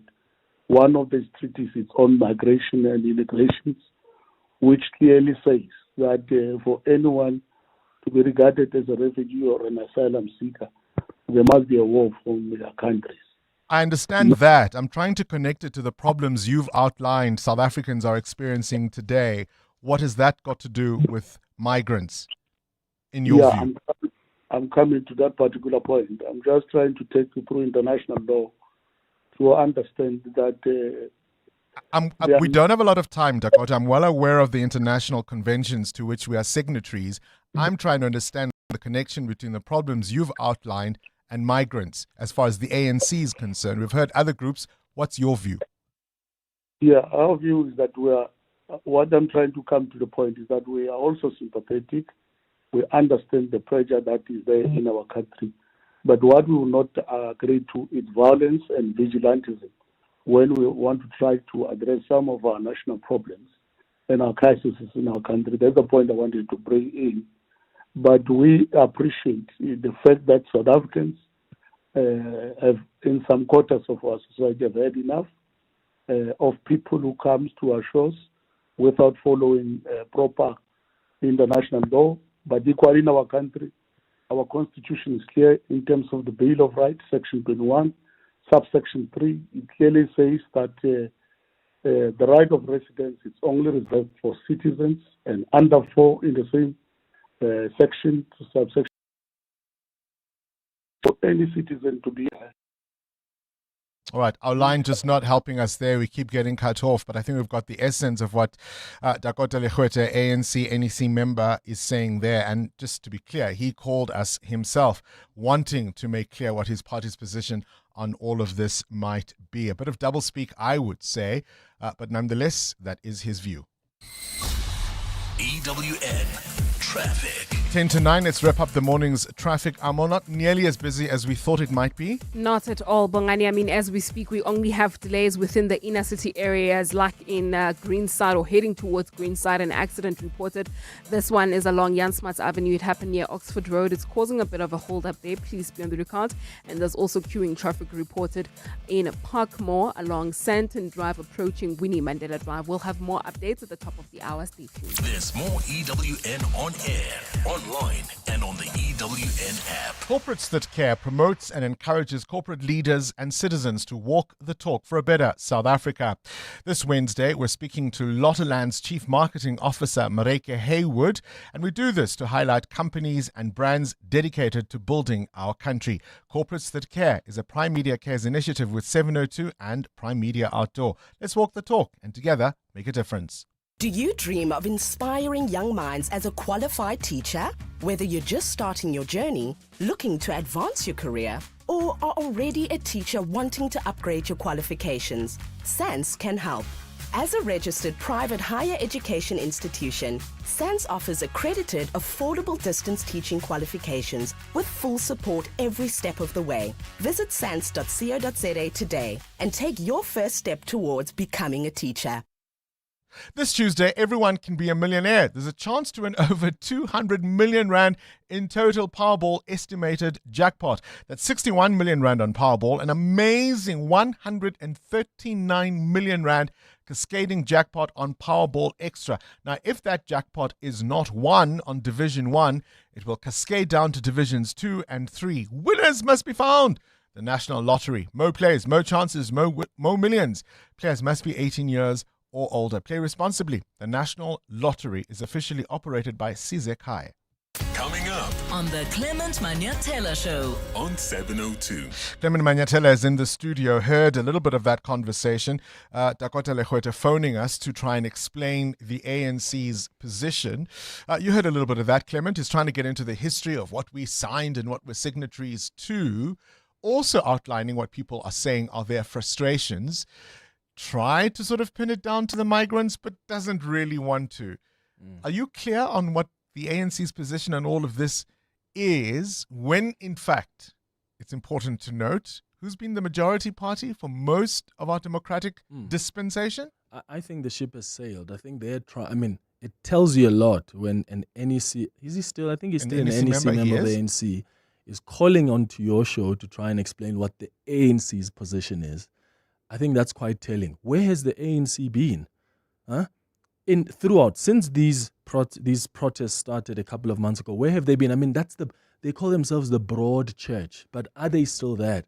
I think this is a vote of no confidence in the administration we've seen over the last 30 years.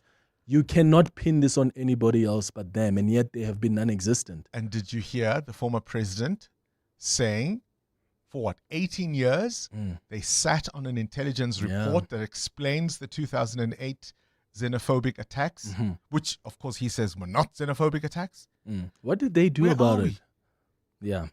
So we're going to, of course, monitor what's happening across the country today. There are a few people that have been arrested. There are a shop or two that have been looted.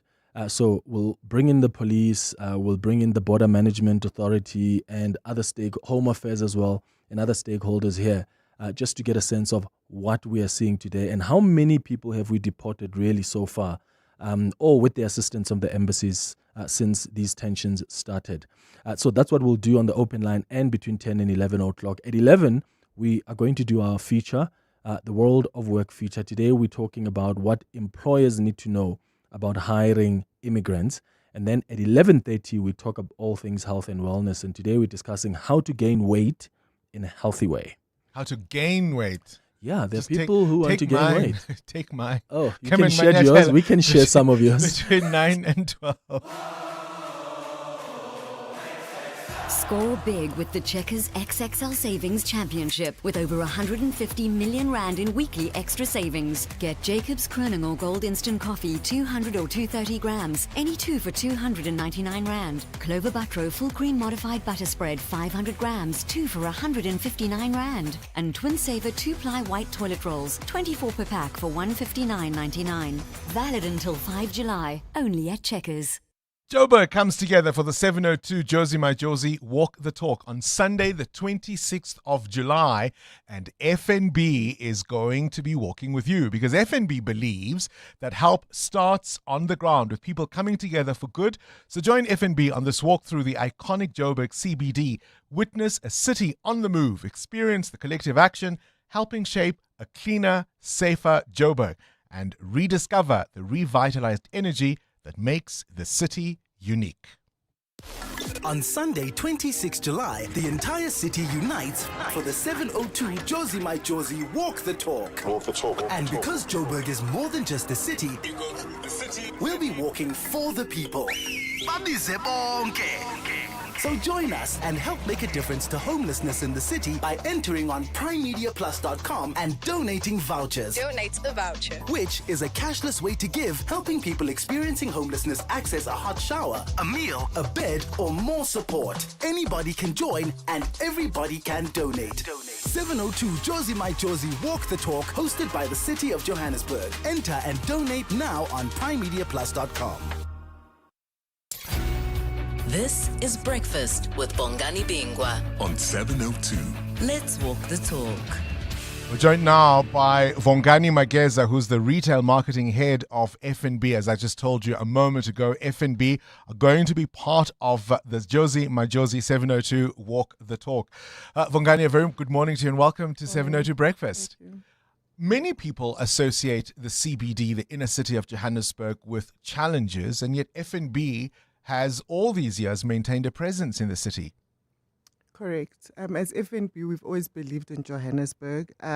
And we've chosen to partner with 702 and Josie My Josie on Walk the Talk, because I think this initiative really aligns very strongly with how we believe cities, and in particular, Johannesburg has a role to play in terms of economic inclusion, community connection, as well as really opportunity. We've had a long-standing presence in the city, as you know, through Bank City, and it's a place that we continue to be in, we continue to invest in. So for us, Johannesburg we're believing in the potential, in the future of Johannesburg, and that's how walking the talk, as it were, putting your putting your mouth where your money is, as it were. People often think of urban regeneration as about infrastructure and a buzzing city. What does that mean from FNB's perspective? I think, yes, it is about the buildings, but for us, regeneration is about people. It's about corporate citizens as ourselves, civil society, community, as well as government coming together to play a space to improve the experience of people, to reinvest in the city, to create spaces where people can be mobile, where they can live, where they can thrive and enjoy the city. So I think it's really about when people have confidence in the city, that is where the regeneration starts. Well, so of course, we're absolutely excited and thrilled that you're on board for the 702 Josie My Josie Walk the Talk. But in terms of FNB's role, I mean, you mentioned economic inclusion, right? How does FNB see its role evolving in terms of a rejuvenated city of Johannesburg? I think for us, we'll continue to partner. We'll continue to find opportunities that are practical, such as this one. I think ongoing is it's a journey, it's not a destination. Right. And with us, with our ongoing commitment to the city of Joburg, we'll continue to find opportunities. We'll continue to invest in the businesses that are based in the CBD, and really to find ways to get people to regain confidence in the city of Joburg. Which distance will you be walking? I'll be walking the 8 kilometers. Correct. Sitting in between, right? Very much so. Any cause close to your heart that you might be walking for on that day? I think for me, one of the causes that I think is important is mental health. And I think living in a city, I think you do find a lot of challenges. So that is a challenge that I think is close to my heart, and it's something that I'd like to work for. FNB, of course, is a leader in so many ways as far as banking and digital banking is concerned. And this is yet another example of you being involved in terms of helping and revitalize Johannesburg. Correct. And as you know, our payoff line is help changes everything. And it's not just always financial help. Sometimes it's practical help, being on the ground and partnering and doing things practically. Appreciate your time. Bongani Bingwa is the retail marketing head at FNB. 702. More than a radio station. Let's walk the talk. Well, you can hear our excitement for the 702 Josie My Josie Walk the Talk. If you haven't yet registered, what are you waiting for? Go now to primemediaplus.com. It's 9 o'clock. This is EWN. Good morning, I'm Sfiso Zulu. We start with breaking news.